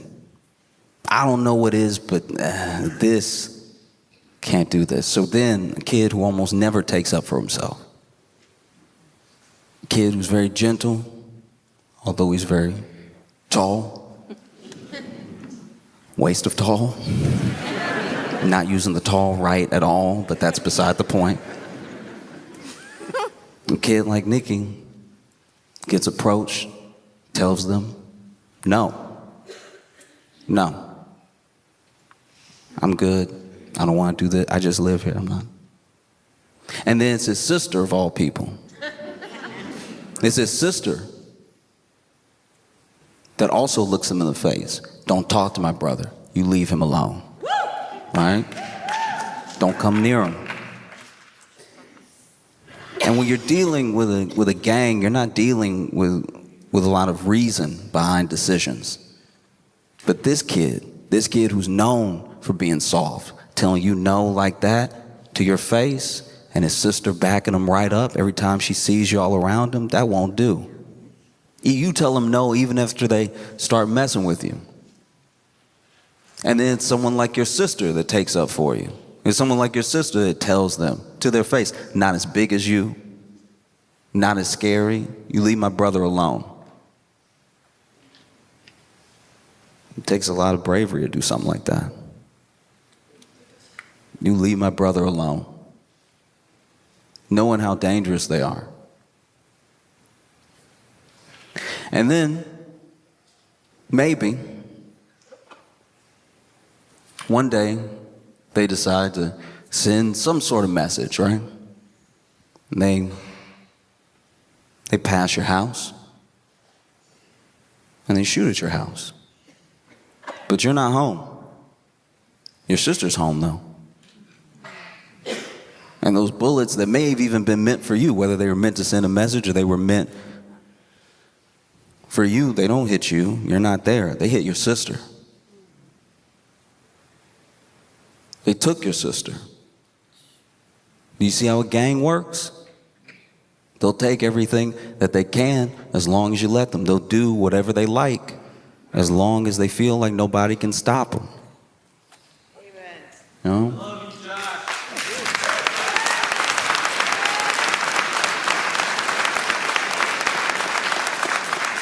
I'll back up real quick. You know, being out on your own and broke, you have to decide what professionals you're going to spend your money on, because all the professionals you can't afford. So sometimes you got to go to a professional who says they're professional and doesn't feel very professional. Like, for instance, I require some things from a professional. Like, some of it may have nothing to do with their capabilities at their job. They're just things that make me uncomfortable. Like, I don't like when my professionals in some fields take cash.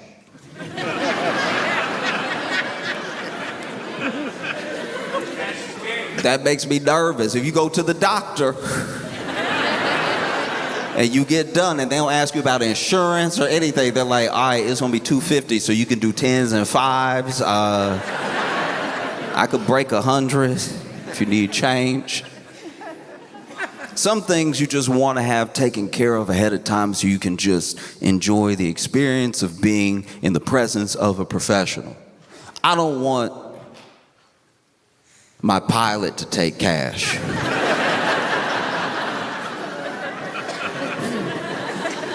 What if I don't have cash on me?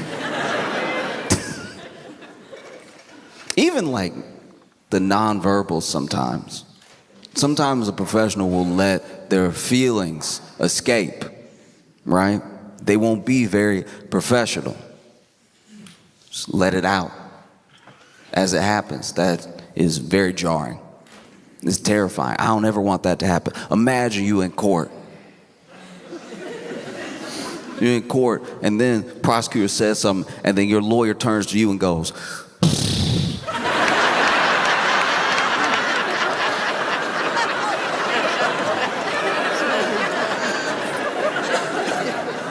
"What's wrong with you? Everybody heard that.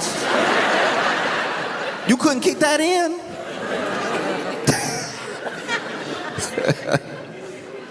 No, because you know what it is whenever people, they're supposed to be professional, emote like that, it lets you know that they also don't know what's supposed to happen. Now we're living in chaos. GIB, if the people who are supposed to know don't know, if the people who were supposed to act some sort of way don't know how to act that way, now we're in chaos. Like, now we're in chaos. Like, now we're in chaos. And I remember one of the earlier times I felt like this was with my dad. I was in the car with my dad, and we got a flat tire.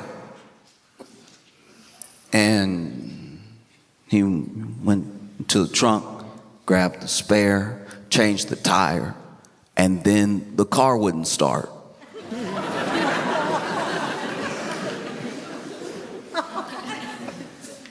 I'm not saying at 7 years old I knew how to change a tire. I was just confused why, after changing this tire, the car as a whole gave up. The car that was running before, and then you changed the tire. Here's the thing, I'm not a mechanic, not an engineer, but I look at tires like shoes. And if somebody's shoe fell off or wore down to the point they needed another shoe, and then you gave them that shoe, And then they were like, oh, I don't walk anymore.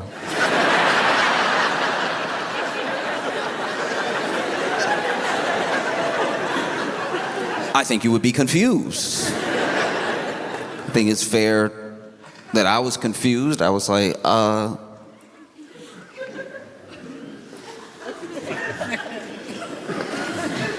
all the wheels good. Maybe try it again. He's over here. Nothing. You know. So then he had to go into a store, find a phone, because this is, you know, I'm like a 90s baby. I didn't have a cell phone for a long time. My dad didn't have a cell phone for a while. He had to go into a store and ask to use their phone to make a very embarrassing phone call. To call whoever he called to be like, yeah, I changed the tire.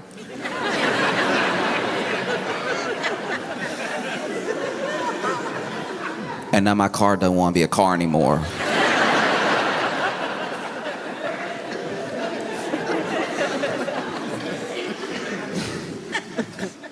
And I remember I asked him, like, what are we gonna do, Dad? And in a moment of honesty, because to be fair, your parents are your parents. They're not professionals. They should be allowed to be human, you know? But I asked him, what are you gonna do, Dad? And he was like, I don't know, son.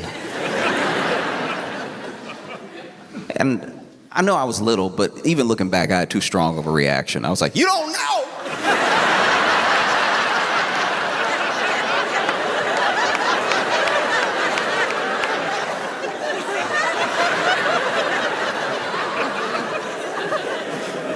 That was a little too much. But in my mind, in my like little bit of life experience, I was like, we are stranded here then. What do you mean you don't know? And then someone came and they gave my dad a jump. Now, this is the first one I had ever seen. And once again, me being a kid, I didn't say it out loud, but in my head, I was like, that's not gonna work.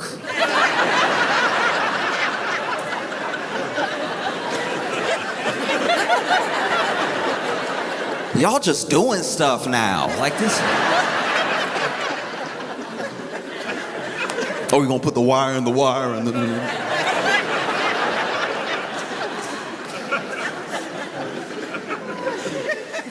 And then it did work. And when it worked, to my credit, I was like, man, my dad's a genius. Who would even thought you just wire up to another car and it'll be a car again?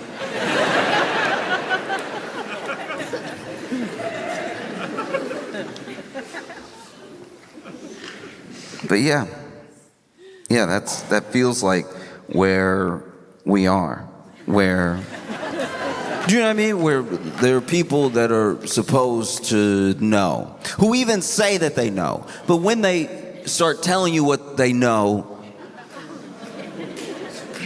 you realize they don't know anything. And that's very scary. That's terrifying. Sometimes I don't even know what press conference I'm watching and what it's about. I watched this, there was a press conference where there was a press conference where Marco Rubio wrote something down and slid it to Trump. And like, I don't know, man, I've never seen somebody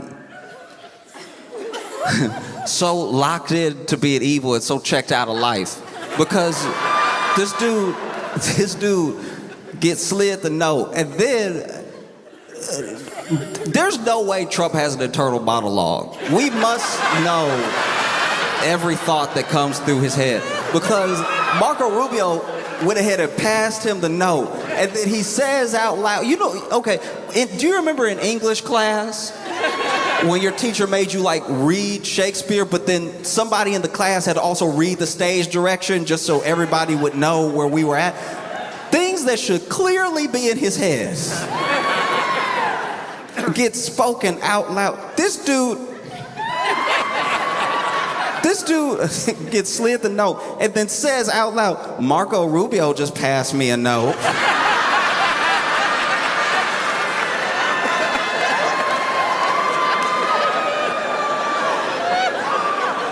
You gotta watch the video from the specific angle I'm talking about because it exists. I saw it when it happened, but the other angle that's like centered on Trump doesn't do it justice. There's an angle that's like to the right of Trump, there's a camera, and you see where Trump says Marco Rubio just passed me a note, you see Marco Rubio go,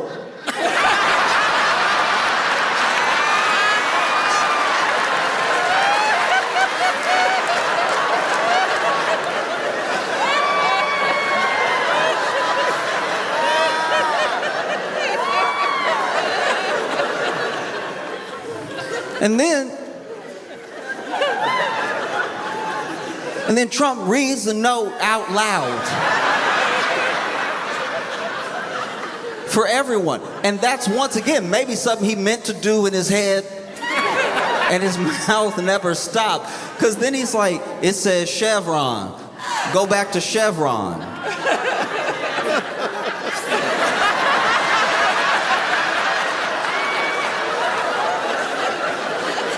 He read the note out loud. At a press conference, I'm assuming where they're talking about oil and doesn't seem to know what this note means. Go back to go back to Chevron. All right. I'm surprised he didn't just keep talking. Like, go back to Chevron. Oh, I've never worked there.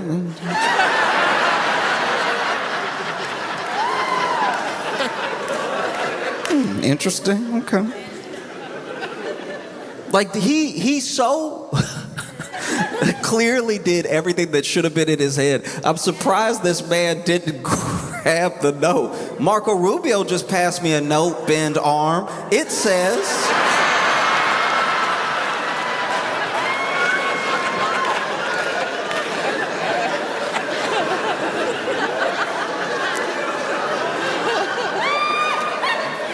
says, go back to Chevron. What does that mean, turnhead?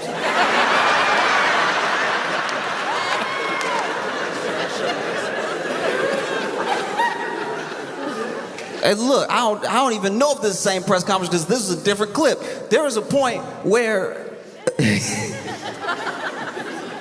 I don't know if Trump was talking or somebody else was talking or if he was being asked a question, but he just got up from the table and looked out the door. This man over just, yeah, you know.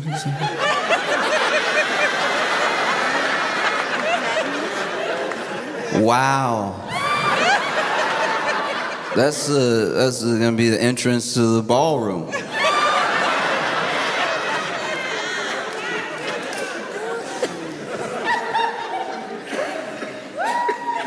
Sir, if you don't sit your Biden-built brain down, this is everything you said about Biden. Everything you doing right now. Every ounce of it was supposed to be what Joe Biden was like. This man tried to bully Joe Biden the entire campaign with the fact that the auto pen, the famous auto pen, he doesn't know what's going on. Somebody else is running the White House. It's like, all right, look, for all of his faults, Biden was never passed a note.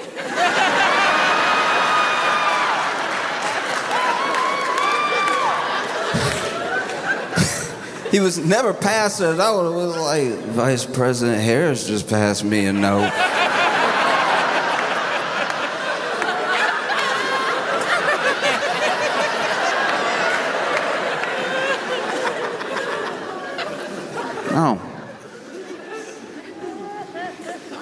No, it's insanity.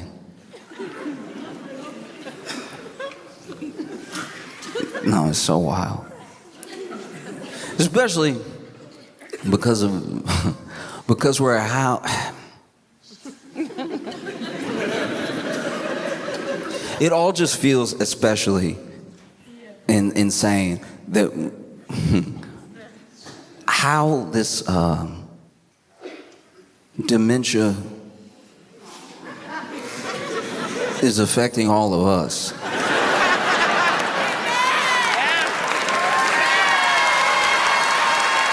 Do you know what I mean? Like I've had people in my life that I love dearly have dementia, and it affected the family, not the country. Not, you know what I mean? Like if your great uncle starts grabbing the remote control for the TV and pressing buttons and putting it to his ear, that doesn't affect Greenland.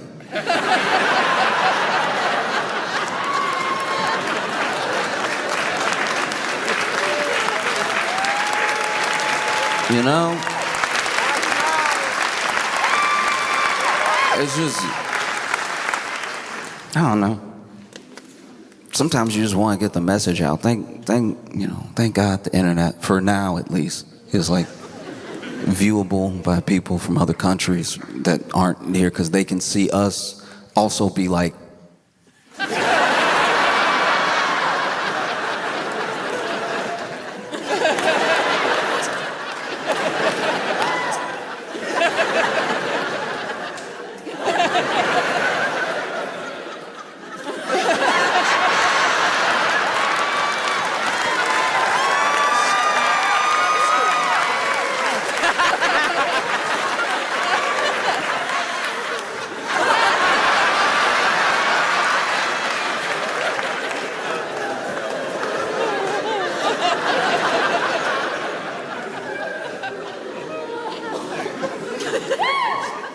no, every day.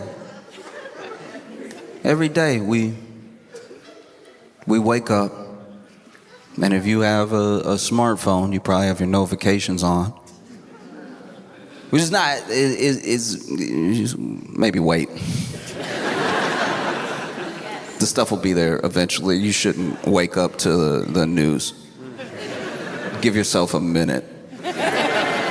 Do you know what I mean? Because like you wake up and then you open your phone and there's all the headlines because the publications were working while you were sleeping, and they have a list ready to go of things to give you Marco Rubio face.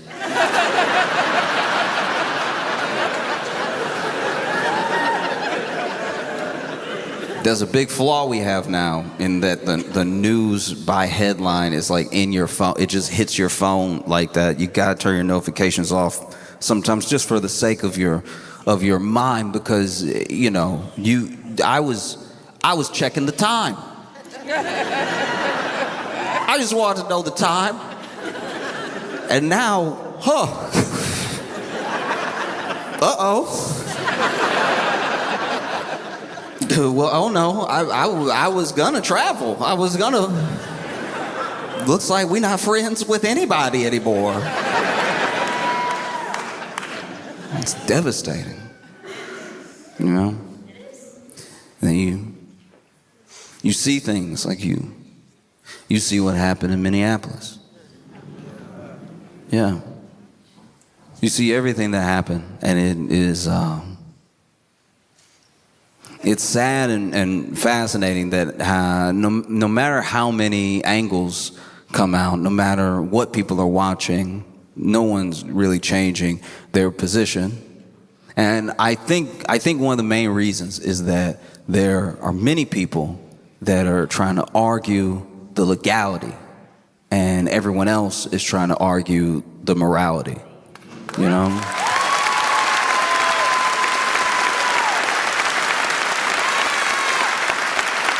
We're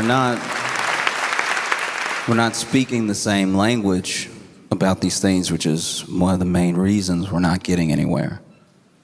And I think that, look, if your entire moral compass is based on what the laws are currently at the time, I think that's a very weak compass, because all of the good that has ever come to this country and to people in general was through change. It was through adjustment. It was through figuring out what met the moment the best, you know?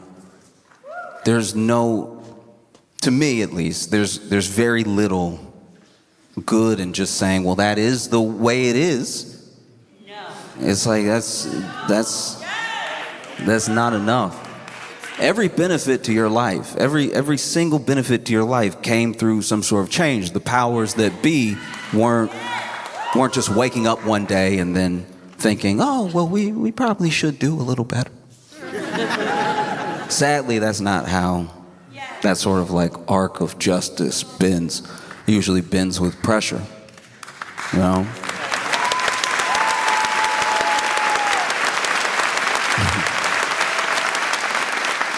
Trust me when I tell you that J.D. Rockefeller or, you know, Carnegie, any of these robber barons, they weren't laid up at night figuring out how to start a union.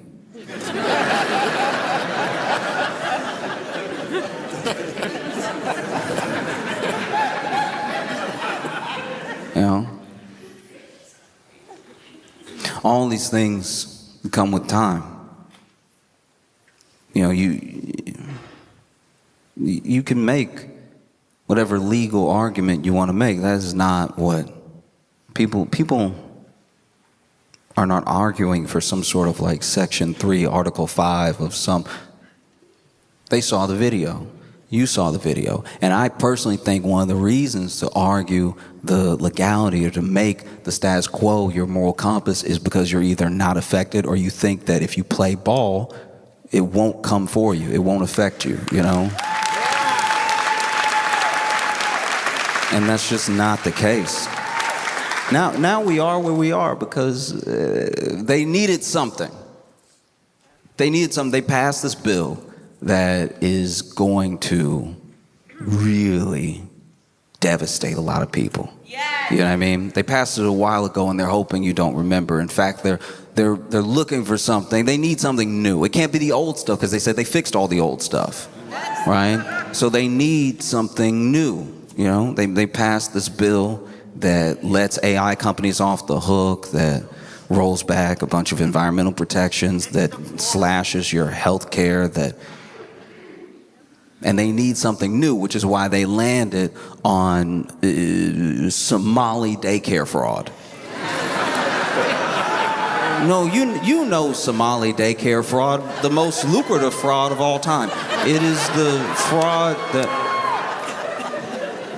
It's honestly the fraud that the world turns on the axis of. It is the most prevalent fraud that has ever existed. If only Walter White had known about Somali daycare fraud,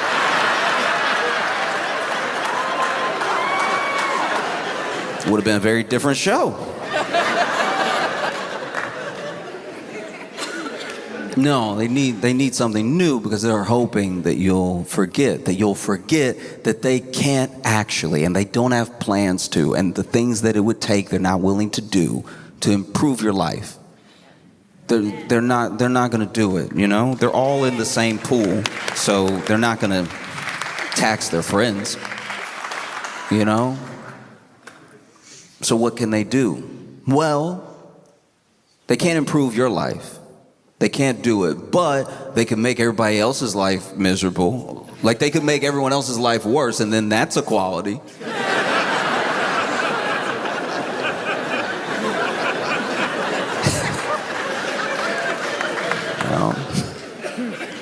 Yeah.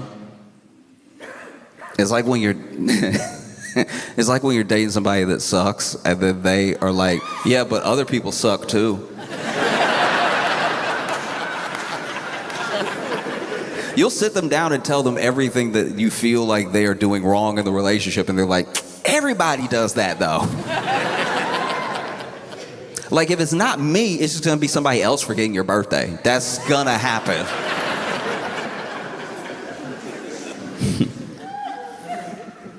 Because you see what happened, and you see how panicked they genuinely were.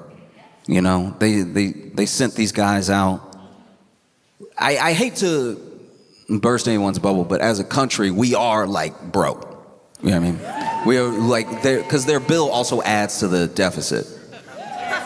And we're very broke. And not the government, I should be clear.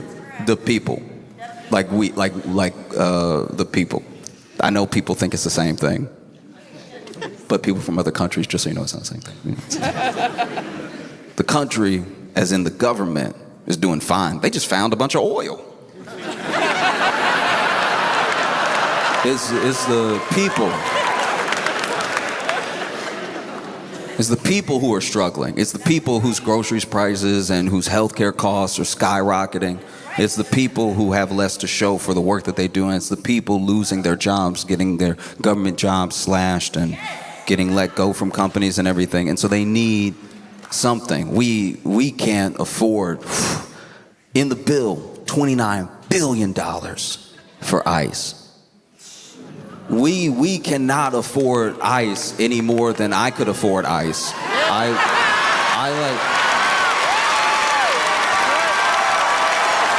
I can't believe $29 billion. I mean,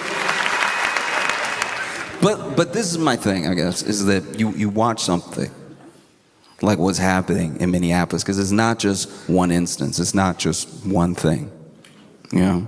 Because the same day that Renee Good lost her life, a high school in Minneapolis was pretty much just attacked by ICE, like pepper spray. They pepper sprayed kids, you know? You look at what happened in Chicago. They pulled kids out. They pulled all these people out of this building. It was just a show of force. It doesn't look like there were really any convictions out of that. It was pure harassment, you know? People talk about comply. People talk about what is legal, but really think about what's moral, you know? I'll tell you right now, if you just sort of go with the flow, you go with the status quo, you just simply comply over and over again, you know, nothing really changes. Not a single thing. Because once again, the people who have everything don't really think about breaking you off a piece. That's just not how it works, you know? They weren't up at night figuring out, oh, you know, maybe a minimum wage would be good. You know? I'll tell you right now, if all you do is comply, if all you do is hope that things change or get better, but you go along with everything as it stands, it doesn't happen. If everyone that came before me had just complied, then I probably would have entered this theater, any theater, through a colored section.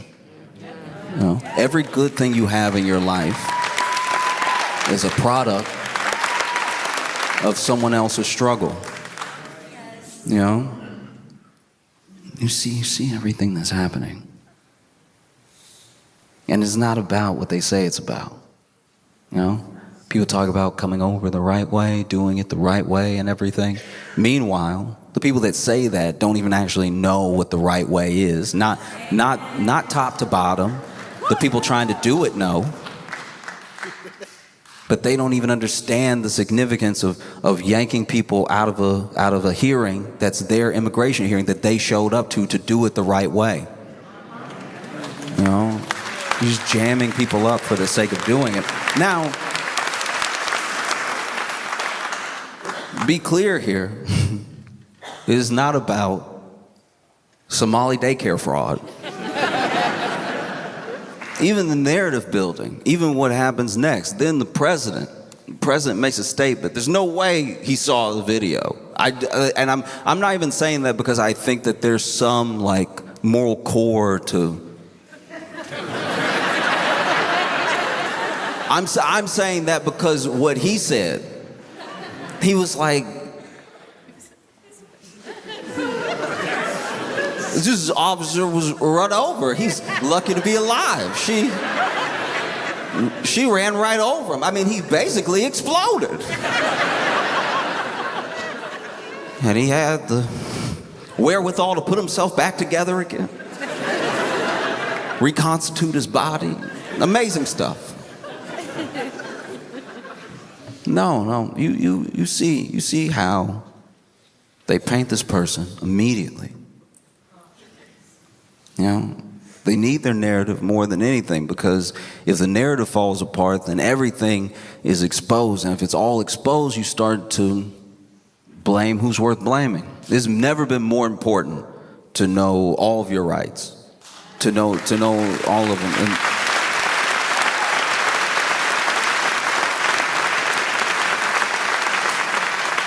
you know, it's never been more important to know the difference between a judicial warrant and an ICE warrant. Like, a judicial warrant is something signed by a judge, and the judge signs it, and it means they can come in. Because the judge wrote the thing, we need to go get you. And a lot of times when they have a judicial warrant, they don't even knock. They just sort of come in. It's not really up for discussion. An ICE warrant is a thing that ICE wrote that they may show you, and it may even be part of narratives that happen for the future where, well, they had a warrant. Which warrant? It's important to know, because ICE having a warrant is like me writing myself a sick note. You know what I mean? I've done it many times. I've had to write my own doctor's note many times. And every time I gotta write my own doctor's note, the story, I do too much. The story's like unbelievable. Like usually a doctor's note is like 2 sentences because doctors don't even want to do it, but sometimes employers or schools require it. But then I would be doing, oh man, I'd be doing too much. I'd be like, oh, what a brave boy.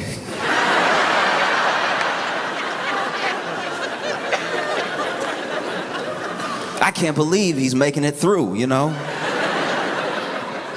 Don't just go easy on him. Applaud him for his courage.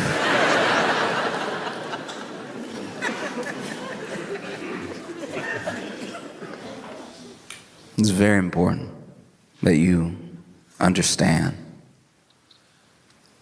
what's happening and what could happen next as a result of it. So often our lawmakers, and even some of us with the best of intentions, address things as they happen. We don't cut them off ahead of time. Like I watch the things that happen with ICE, and they're not cops. They're these federal agents that are there to kidnap and disappear people. That is the point.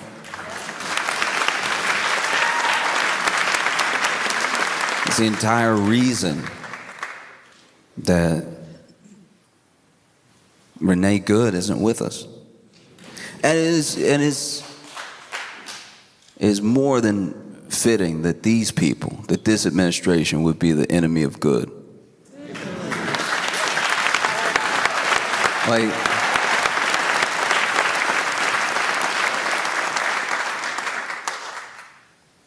you're watching it happen. And there's a sort of like collective trauma around it. Because it's just happening over and over again. It happens every time that you watch it.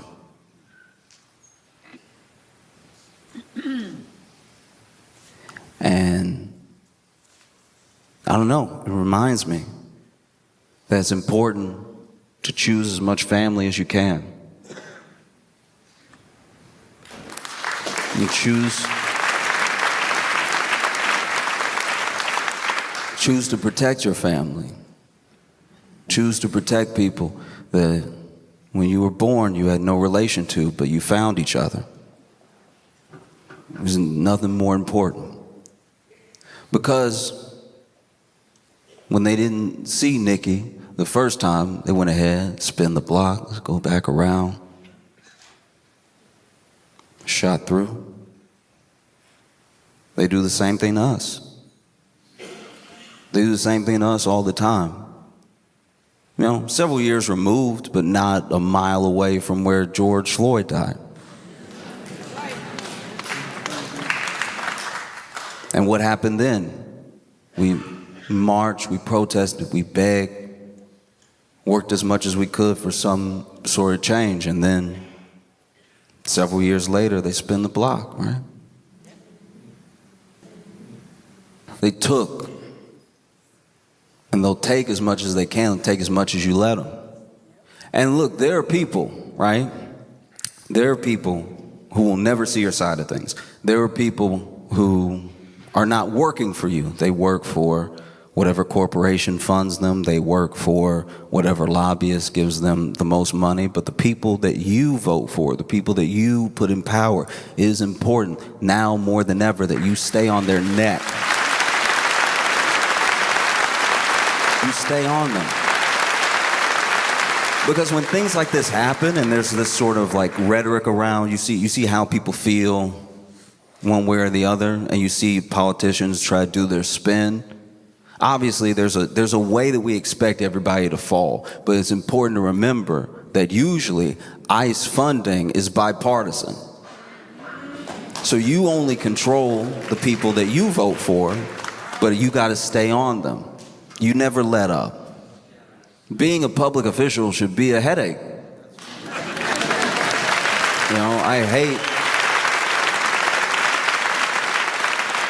I genuinely, it depends on who it is, but I usually hate to see him smile. I'm like, why are you having a good day? Because you wonder, you see these videos of people just going about their life or trying to do the right thing, being violently met by ICE agents. There's always a narrative to fall back on later, even when the narrative is a lie, even when it gets disproven. There's always some sort of narrative to fall back on. And it makes you wonder, why would anybody even join up? Why would anybody join this thing? And then you see, it's like, okay, economically tough times, signing bonus, maybe I've been picked on my entire life and now I get a gun, maybe. They tell me that I run this area, I can go wherever I want, I can do whatever I want, finally have some power, and you see what they do with it. You watch what happened. And it's important to remember that you can choose family. You know? You can choose the people that you stick your neck out for. You can choose the people that you protect that mean as much to you as your own life. You can choose people. And it's important to keep making those choices daily. The stronger you make those choices, the stronger the bond is, the less that they have. Because remember, it's not as if ICE is some sort of army or something.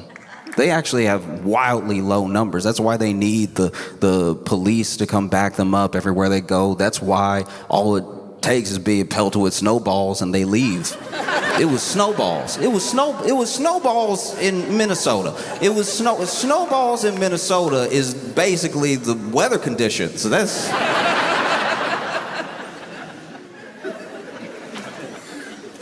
And so when you watch what happens, it's important that we as people take it upon ourselves as best as we can. As much as we can sacrifice, because everybody can't take on the same amount of burden. I understand that, but as much as you can do, you do it and you make a better world. That's the way forward, you know?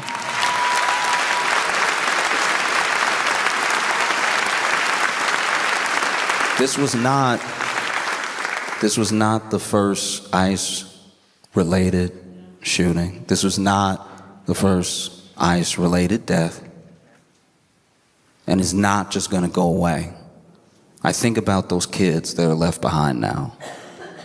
and how it's important that they be chosen as family to take them in. Because you watch that video, you watch everything that happened. You can watch people litigate all they want, but once again, you're talking about people who are arguing for the legality versus people who are arguing the morality. You know, they did what they did because they knew that they could. You know what I mean? And it's important that people left behind, like that child, those children, they become our responsibility. Because make no mistake, they took our sister. Do you see how a gang works?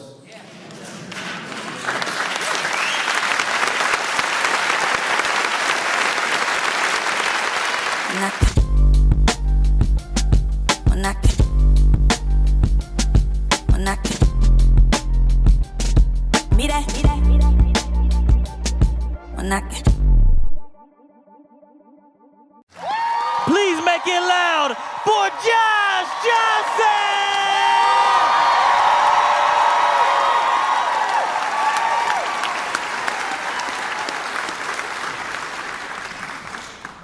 One thing that is very fun about being in Pittsburgh is your sort of singleness in fandom. The way that you love the Steelers, right? The way that you, yeah.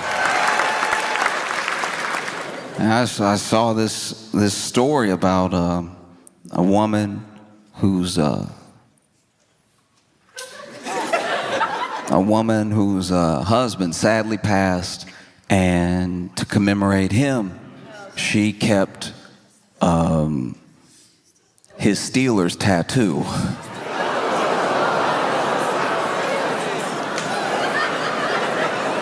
I'm glad we're on the same page.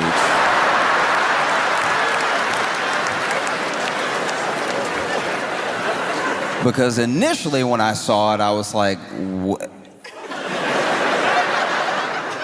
Yeah, no, kept the Steelers tattoo and it's like in a little. And then in the article, she was like, yes, we kept the tattoo. No, we don't think it's weird. And I was like,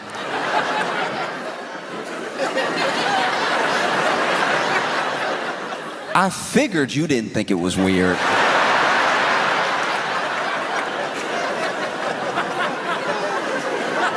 Seems like it was your idea. That would be wild if you were sitting there holding the plaque like, I can't believe they let us do this. This is...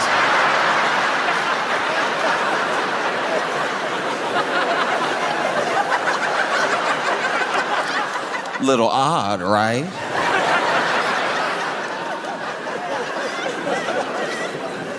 And look, I don't know. Wow. Like when I saw it, I was like, because also, look, I'm not gonna linger on it too long, but it was a big tattoo, so I don't even know what that, is that back? Is that arm? Is that, you know what I mean? And maybe this is something that the husband would have loved. Maybe he's like, yeah, keep it, put it in the living room, right? I don't know. I also don't know how hauntings work, but I imagine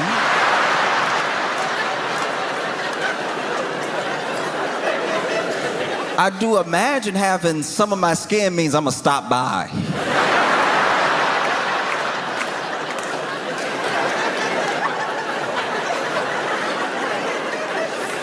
If anybody ever kept some of my neck, I think I'd be like, we have to have a discussion. Poltergeist or not, I'm coming over, we're talking about it. You know, you already have to be careful in people's houses because you never know who got the urn on the mantle or something like that. I don't know why they don't sell urns with like a lock on it. Every urn I've ever come across just been ready to be opened like a cup of sugar. We gotta start making urns harder to spill. You know what I mean?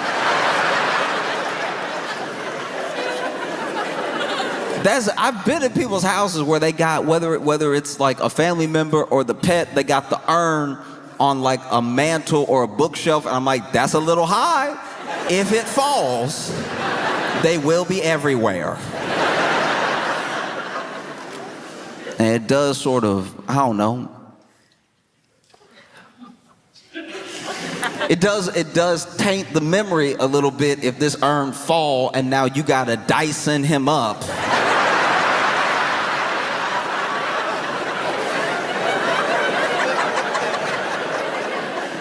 And then put him back in a new urn with whatever was on the carpet.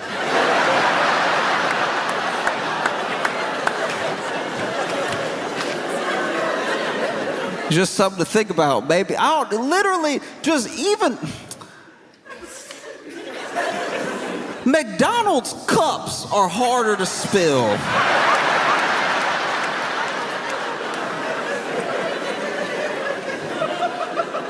Just something with a twist lock, something. Because let's be honest, unless you're spreading the ashes, you never need the ashes. You know?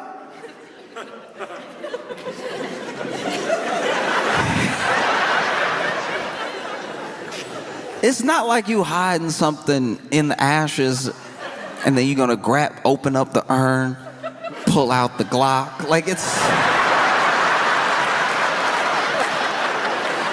that'd be a wild home invasion.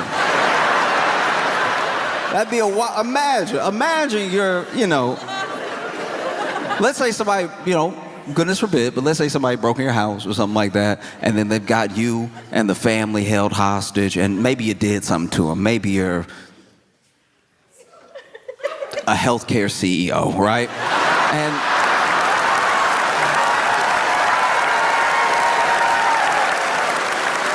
And so then they got you tied up with your family and everything, and it's like, look, I'm sorry, all right? And they're like, sorry is not enough, you about to go. It's like, okay. All right, I get that, but okay, but a long time ago, my wife passed, and I always said that, like, whenever I go, I'd like to go with her, and she's right there. Intruder gonna be like,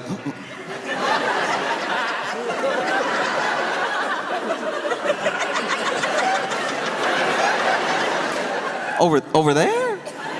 Yeah, she's on the fourth shelf. Fourth shelf next to Great Expectations.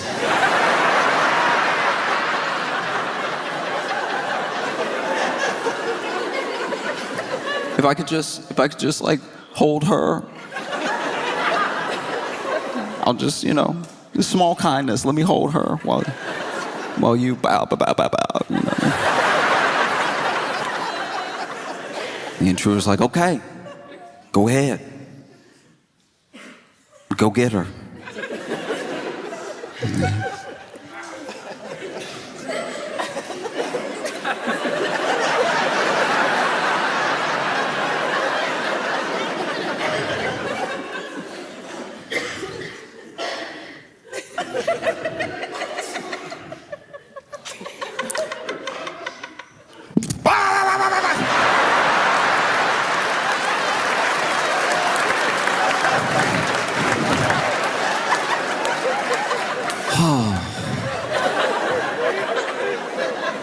Thanks, honey.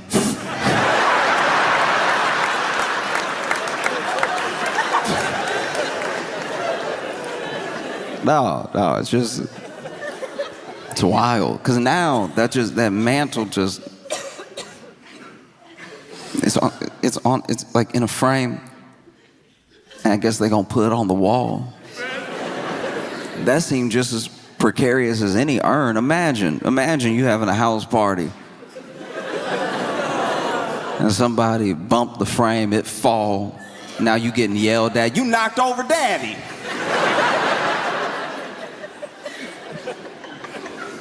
Everybody does things differently, and some people very differently. But once again, I don't know. I don't know if he would have loved this sort of thing, you know? But it'd be crazy to think he might be looking down like, ugh.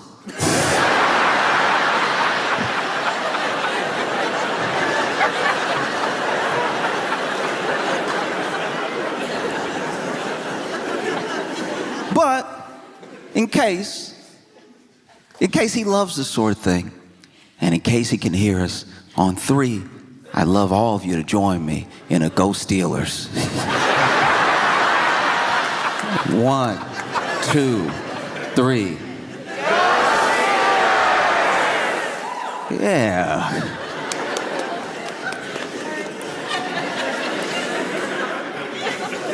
Hopefully that will stop me from being haunted.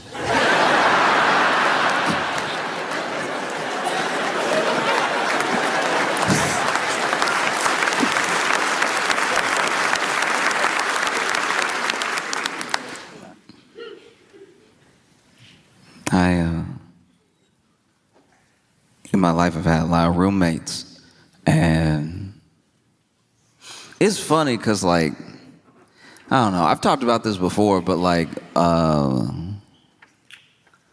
roommates is like extra family because you're poor.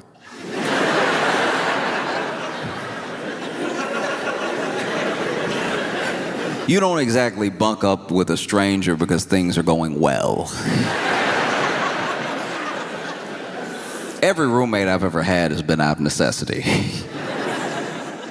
And you just gotta get used to it. But it's crazy because people, the way that people are roommates is usually a clue into how they lived before, like how they were raised potentially. Maybe they were raised to act differently than they're acting as roommates, and this is them out on their own for the first time, rebelling against all these rules they had at home when they were, younger. That's the most charitable way to put it. Like, I think mostly a lot of people are insane. And there's nothing like having like a messy or lunatic roommate, and then maybe you do become friends though. Maybe you're friends, maybe you're friendly. And then you go visit them at their house and you see that it's pretty much the same. This person is wild through and through. I had a roommate that,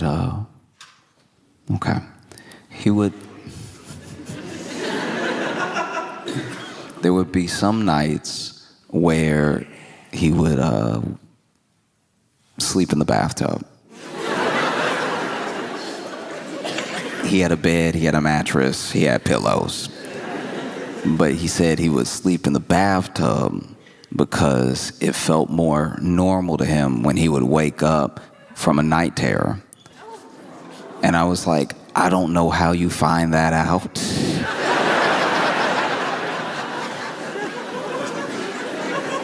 That means this man had night terrors and tried every room before he went tub.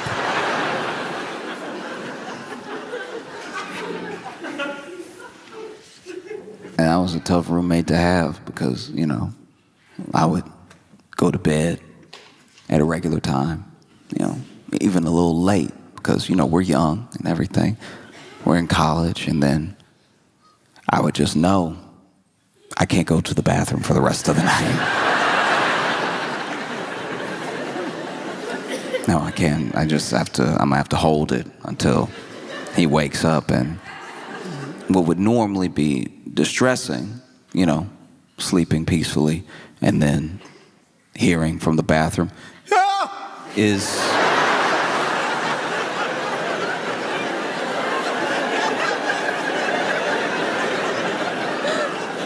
only made a relief, because then I know, okay, he's up, I can go.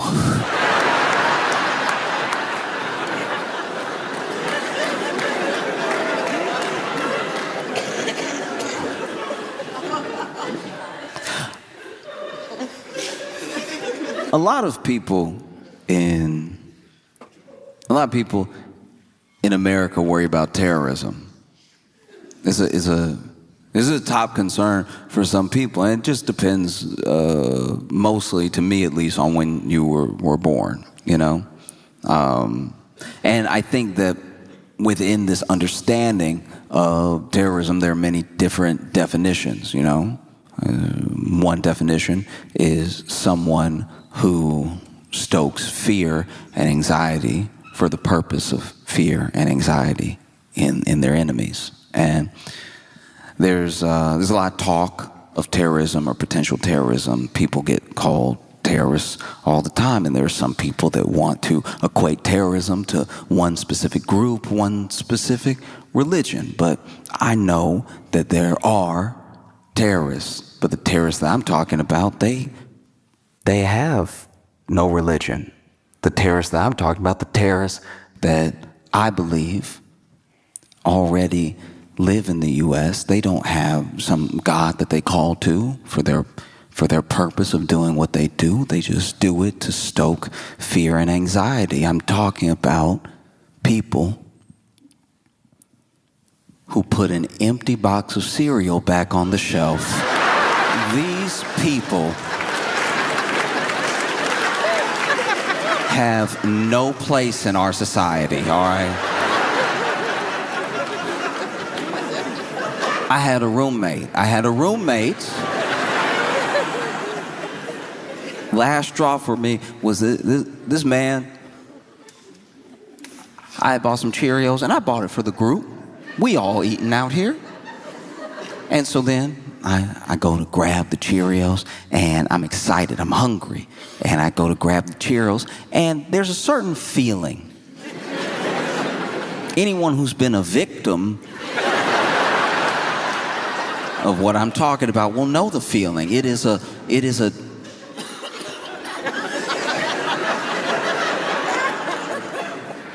weightlessness of despair.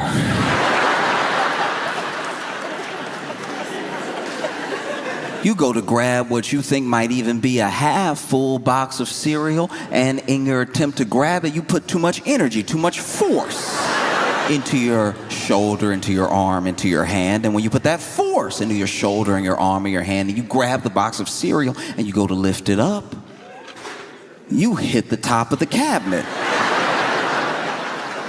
Because there's nothing in there. And not only is there nothing in there, what's been left is crumbs. And the sound of crumbs is the jingle bells of poverty, all right?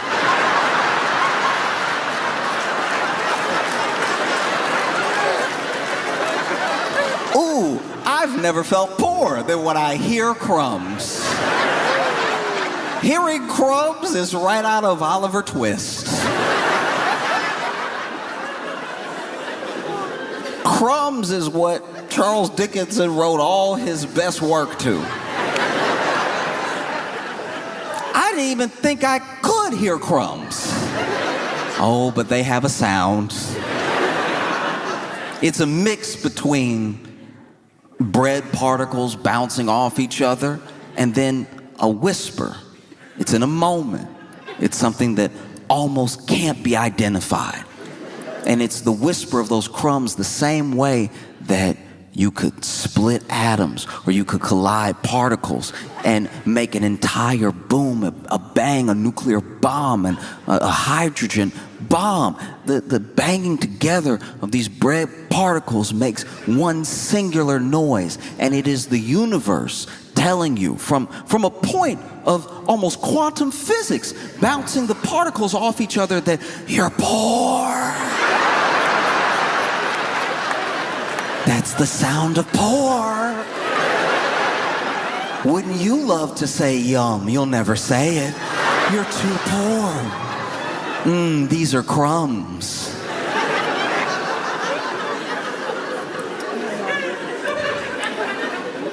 If you've ever, in your life, out of necessity, not out of deliciousness, had to pour crumbs into your mouth,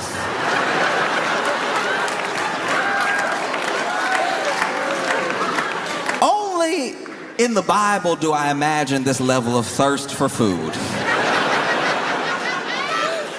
You might as well be in the desert. Even if you are in your Pittsburgh apartment, you might as well be in the desert if you are opening your mouth, letting it hang, while an entire bag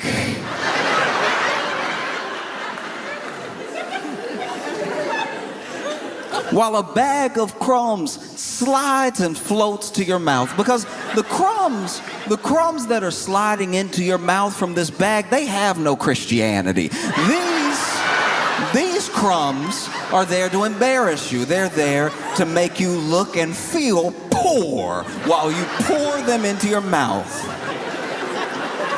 Maybe that's where we get the word poor from. And maybe that's where we get the other word poor from, because you have to pour these into your mouth while you feel like the poorest person that has ever lived. And the bag is stiff because it's that hard, semi-soft plastic that they only make cereal bags out of. And because of that, it's got a lot of ridges. It's got a lot of things that the crumbs can slide and get caught up on, you know? It's a lot like when you try to get water to a new place and the water is working its way through the canyon, but it doesn't know where to go yet. It's being pushed by the other water. And this gravity that's pulling down the crumbs to your mouth has the crumbs rushing at you from all angles. Even when you try to pinch the bag, you try to pinch the bag to give yourself some dignity. You try to pinch it and straighten it up to make a funnel for your mouth, because this is all you have. Crumbs is all you have. Crumbs is your life. And so you make it as straight as possible. You slide it down. Only when you are making a paper plane do you have this level of intent as you straighten something out. You straighten it out as much as possible, and then you dip it into your mouth, and still the ridges find a way. Because the devil is busy. Oh, the devil is hard at work trying to make you look and feel poor, even if you're alone in the room.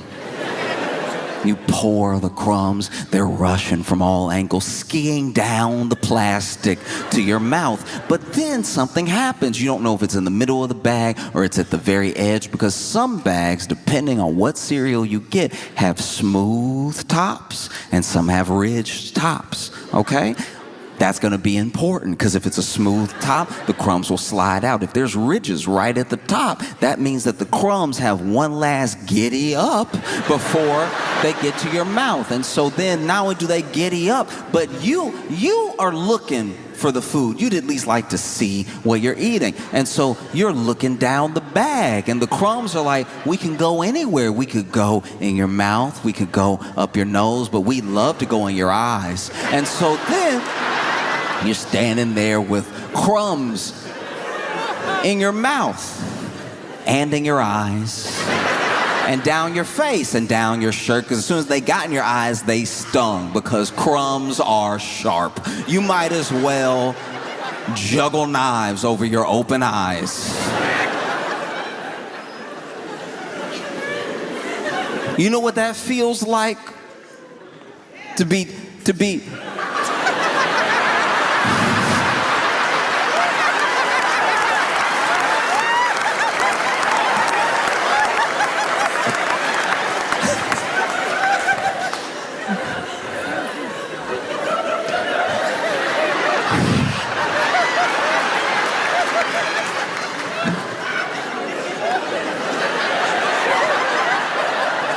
Do you know what that feels like, to have to dig Cinnamon Toast Crunch out your eyes? Every cereal's sharp. Every cereal is sharp. And so I remember I was a victim of terrorism.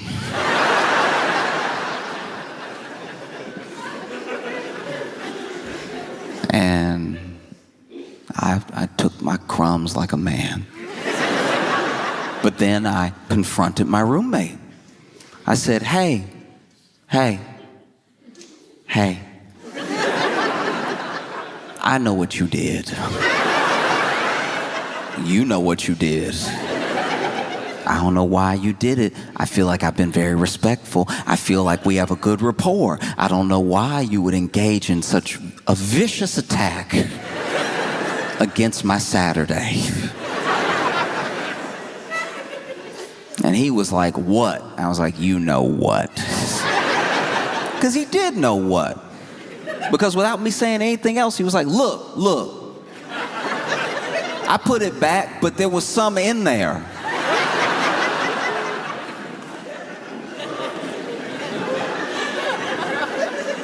And I said, some crumbs?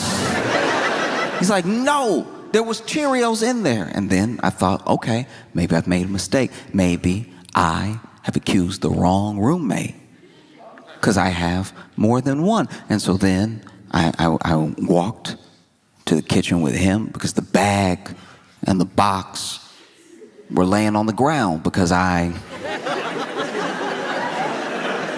obviously had to run to the bathroom and wash my eyes out of the very sharp cereal. And at this time, first of all, I need to go back. This is the second time this had happened, all right? And so first time was Cinnamon Toast Crunch, and then the next time it was Cheerios. That's my mistake. And so then he was like, there was some in there, and then we walk over, and the bag and the box are strewn on the floor like a crime scene. Because I had to drop them immediately. I also got Cheerio in my eye. And I was like, there was nothing. And you know there was nothing because it was only crumbs. And now the crumbs are in me and on me. And then he's like, no, there was something left. I was like, what left? And he was like, there was one Cheerio. And I was like, now I know. You might as well be Osama bin Laden, because the fact that there was one Cheerio you chose to not eat and leave means you're out of your mind. And then I looked, and sure enough, there was one Cheerio on the ground. One Cheerio. A single Cheerio. Like a British person saying goodbye.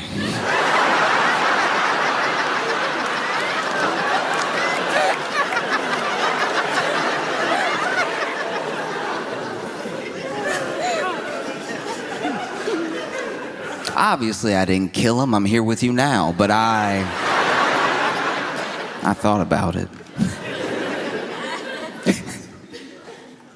I struggled a lot, growing up, even into like early adulthood, with an opinion of myself, with like body image and everything. It's very difficult sometimes for any young person to believe, if they don't already believe, that they are lovable or that they are good in just the way that they are. Basically, that they are enough. You're still working on yourself. There's still things you want to do with your life. You got your whole life ahead of you, but there's nothing extra you have to do to be worth anything, And it's a hard thing to convince someone of who doesn't believe it. I wish more people believed it. If you saw yourself the way that the people that love you see you, what a beautiful world that would be,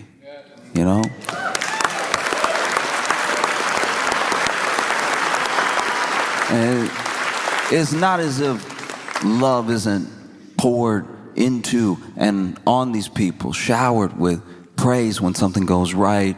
Not everyone gets it, but even for the people that do, they still struggle with body image, they still struggle with confidence. And then for the people who should have people that they look up to, maybe not giving them any of that, either being indifferent to them or actively hurting their confidence. Sometimes even when you have those positive forces in your life, you still don't accept it in a way that would help boost your confidence. You're like, she loves me, but that's like my mom. She biased.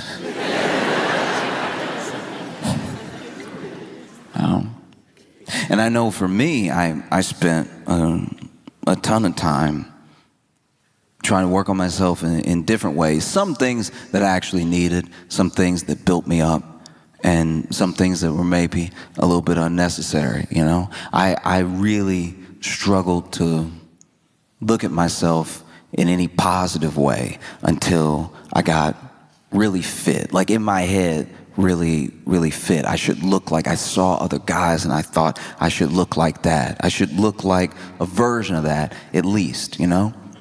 And never mind that I'm looking at dudes who have been on their own journey or struggle with their own confidence, or maybe get a little extra help to look the way that they look. I don't know. And I was never trying to be like insanely huge. I joke about being like ripped and real big, but honestly, I don't have the frame for it. Truly, I'm not tall enough to be wide. Yeah, I mean, no matter how big my shoulders got, I'd start to just be in the way. Like, it looks good in the picture when you're flexing and you've got all the muscles and they're all defined and everything, but then practically in life, it does start to be a problem when you're trying to walk through a door. You don't want to be on a date and see a door and go, uh-oh.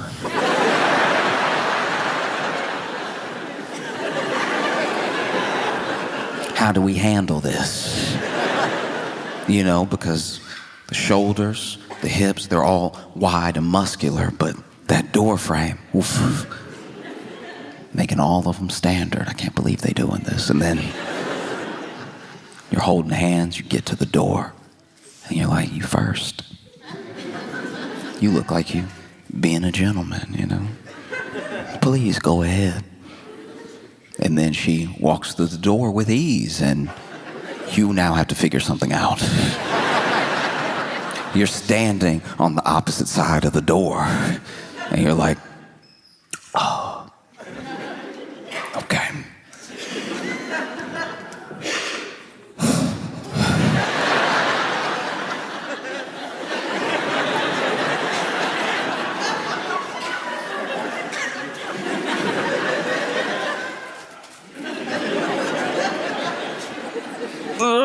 As soon as you strained, you let her know this isn't going to be the life for her. I never wanted to be huge. I just wanted to be very, very fit, you know? And I worked on it with some success, with less success. But even when I started to work out, I realized that wasn't really the issue. Now I was going to the gym, and I was eating as much as possible, and I was gaining a little bit of weight. Not much. And I was like fighting to keep looking this certain way. And I finally accepted that, like, even if I got there, maybe I wouldn't be happy. And I even discovered that through other people who I knew were there. People who I wanted to look like that were in my life, you know? And they still had all the same problems I did. And I would go to the gym and I'd see people packed in there fighting to look a certain way so they could feel a certain way. And there is a bit of a cheat code.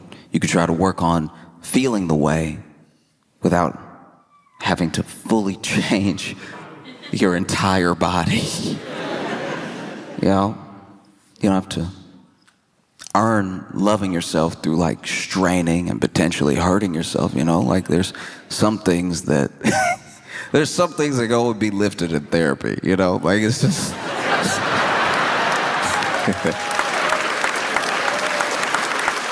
and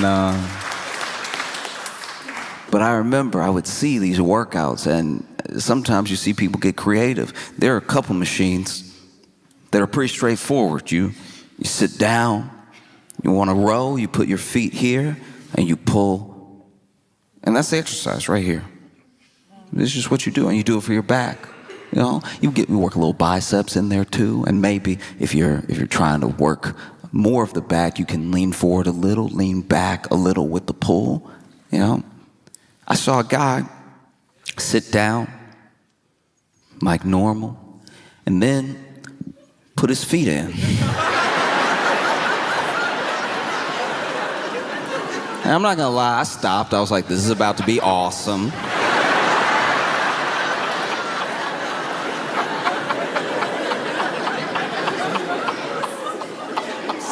And this man, I don't know what muscle it works out. It seems like it just ruins your joints, but he went,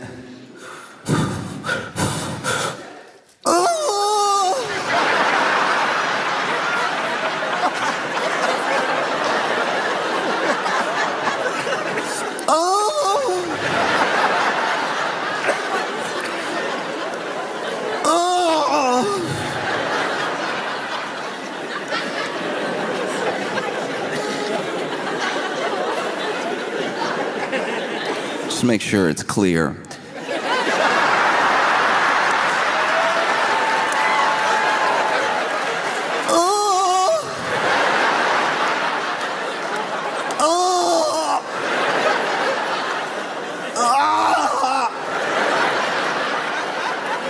And it looked like it felt like it sounded.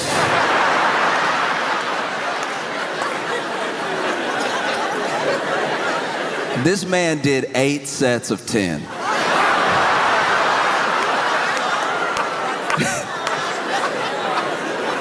And I watched the whole thing.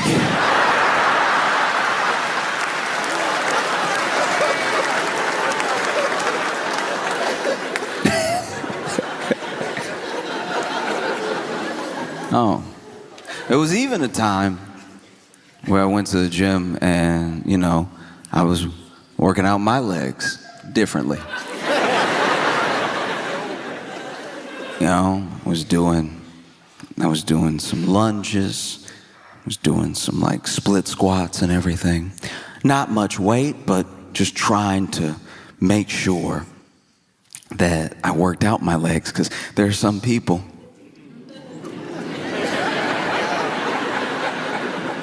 that in all that self-consciousness and all of that wanting to build up for yourself, your body and your image, they still only work on the glamour muscles. They forget the base. They forget their core sometimes, and they definitely forget their legs. And we've been told since we were children that the legs are important. We've been told in many different ways. We've been told by PE teachers. We've been told by coaches. We've been told by parents. We've been told by cartoons. There's an entire cartoon dedicated to people who skip leg day. Johnny Bravo was trying to warn us for our entire childhood how important leg day is. That's not a structure you want. You don't want to have more hair than... So I was working out my legs, and so I'm packed into this gym with a bunch of other people, which is, look, it's very frustrating because this gym was unfortunately affordable. So a lot of people were in there, you know, and I was one of them. And I was hopeful, you know, sometimes they sell memberships all year and they're counting on people not to go. The way the gym structures are built out, it's so that you get all of these people here, but they're signed up, they don't actually show up. And so a gym is able to run fairly efficiently as long as like 1/10 of the people who are members show up at a time. If everybody showed up that was a member of the gym, if everybody started to really decide to work on themselves, it would look a lot like TSA.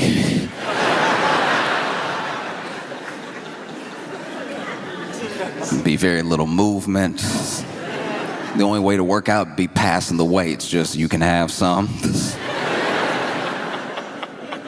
And while I was in the gym packed in there with everybody else. There was a fire alarm that went off and some smoke that we saw. And, you know, I didn't see any fire, but 2 out of 3 signs isn't bad. And so there were only 2 exits, which in retrospect was a horrible thing. Like, there was, you could only get out through the elevator, which you're not going to take during a fire, or the stairs. And so people started clamoring for the stairs. And this is where the real fitness test began. Because there were some people that were out in a flash, but then there were other people who had been working out, so they used all their fire running strength on the treadmill. So now they see that the fire alarm is going off and there's smoke, and they hop off the treadmill and they're like, oh no.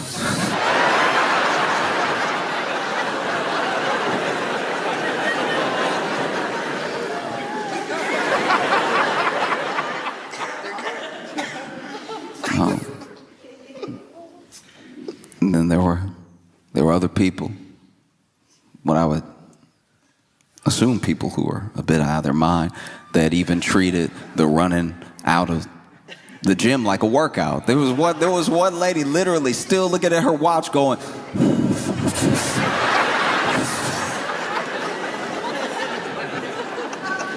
and then there was me, who had been doing leg day. Tried to make my way out as fast as I could, but honestly, if I could brag on myself for a second, I had gone pretty hard. You know, I had a PR and everything, and a PR is what you don't want to have when it's time to run. Because I put the weight down, I saw everybody running out, and I made my way for the exit, and I could not stop jiggling. Like every...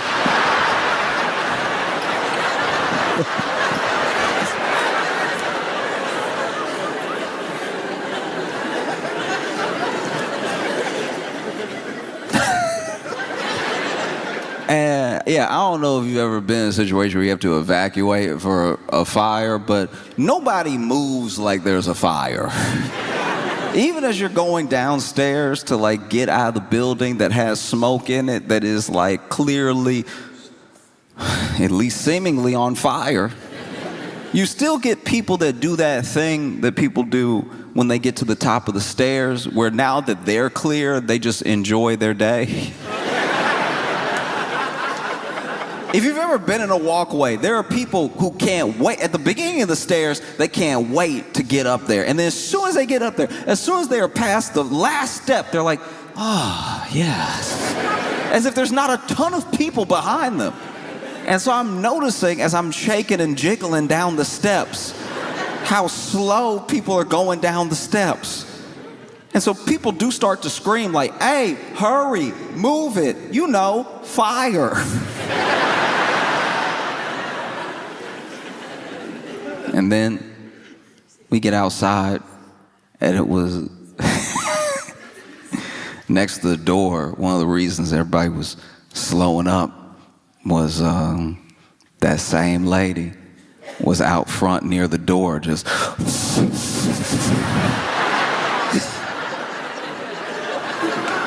like next to the door, just run. Like run, like you still got the rest of the world to run. What are you waiting for? If you're waiting for your gym buddy, you left him. You left him to die.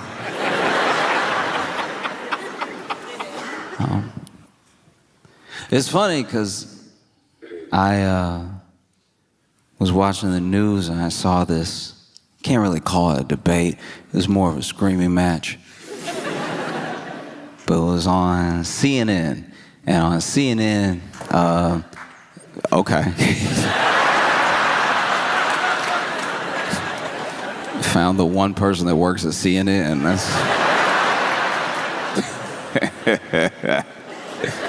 Man, I've never heard anybody clap for CNN like that.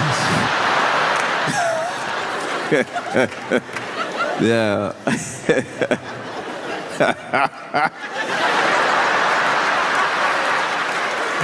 What is that?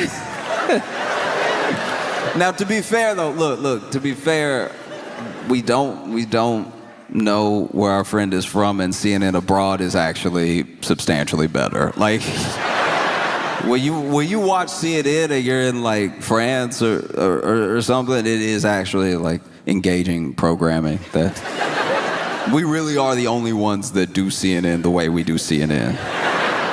I like, as an example, when you travel the world, McDonald's is still fast food. We're the only ones that made it poison. You know,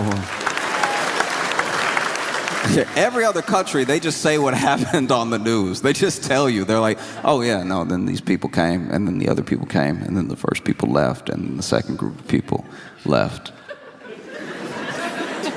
It's really mostly in the US where you watch news and it's like, chaos in the streets!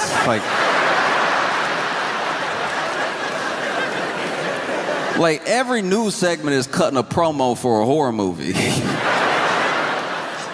I was watching CNN and I saw where Jillian Michaels was on there in a debate that she seemed to have started, and they were talking about changes to the Smithsonian and how art and culture shifts between who has the power to dictate how the exhibits are written, who the exhibits are of, and everything. And Jillian Michaels was like, it's so unfair that slavery in this country only gets blamed on one race.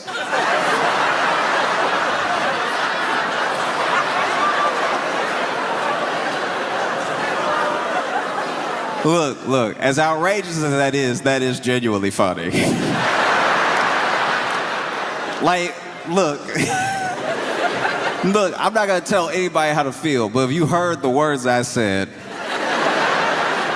that Jillian said, and you immediately got angry, I would ask you to take a step back.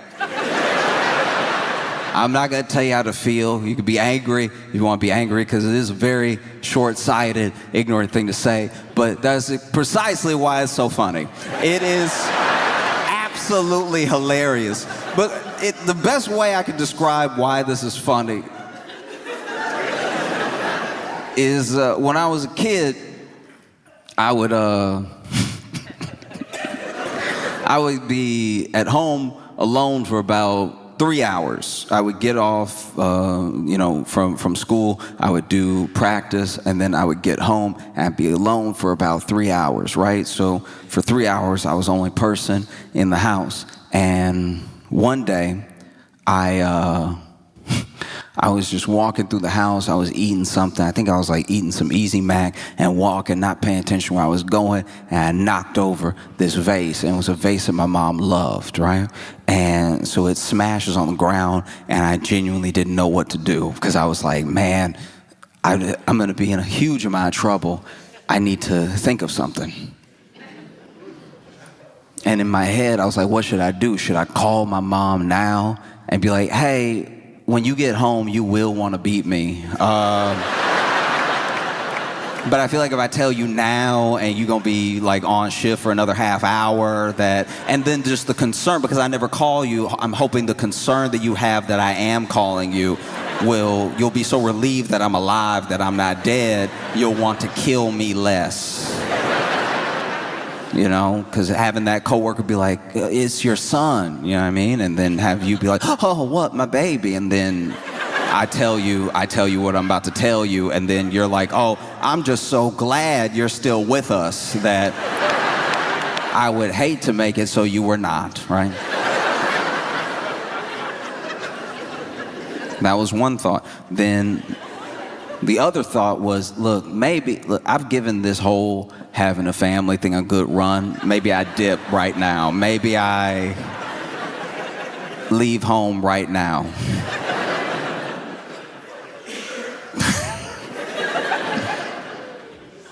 And then the third thing, which is what I did do, was nothing. I went to my room and played some video games for what felt like might be the last time in a long time.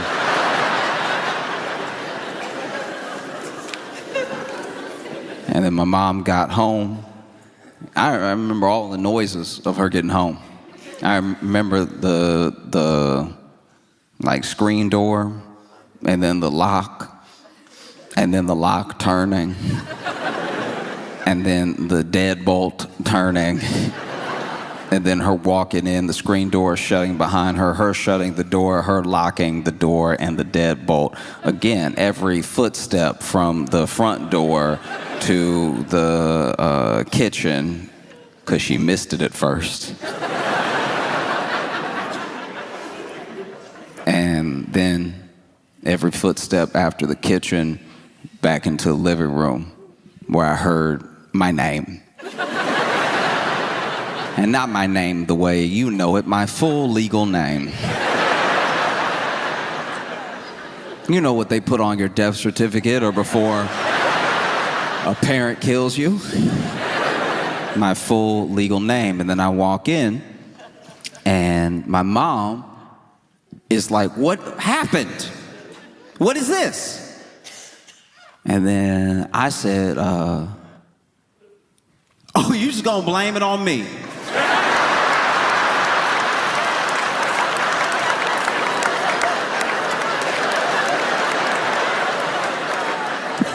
Wow.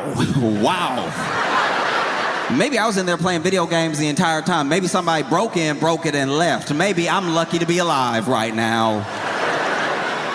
You're just gonna immediately blame me because I was the only one here. You're just gonna blame me because it looks like it was me. And that's kind of what Jillian Michaels was doing with the whole, like...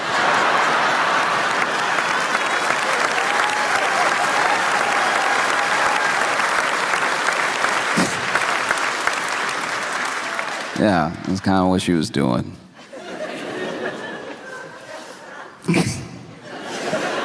Can't believe you would just blame it on one race of people.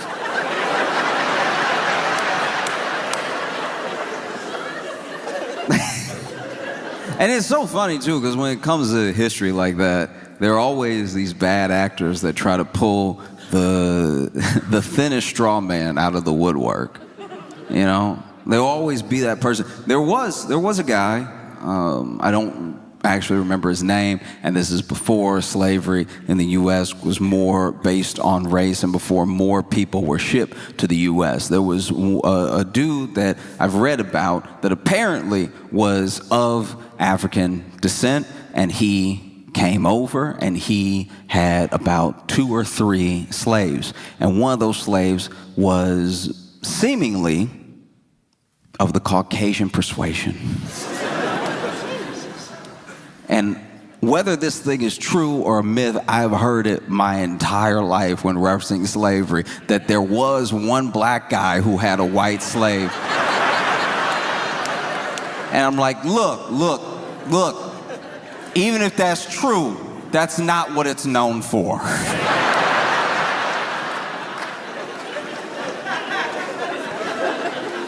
Do you know what I mean? Yeah. Just picking and choosing how you present an entire idea. And it makes sense to me that someone like Jillian Michaels would say something like this. She is from a reality TV show. She's known for the show The Biggest Loser. Yeah, that's who she is, that coach from The Biggest Loser. You know, the nice one. The Biggest Loser was a show, I don't think it's still on the air anymore, so if you're not familiar with the show, it was a show where they would bring on people who were overweight, struggling with image and everything, and they would help them lose weight by making them do slavery.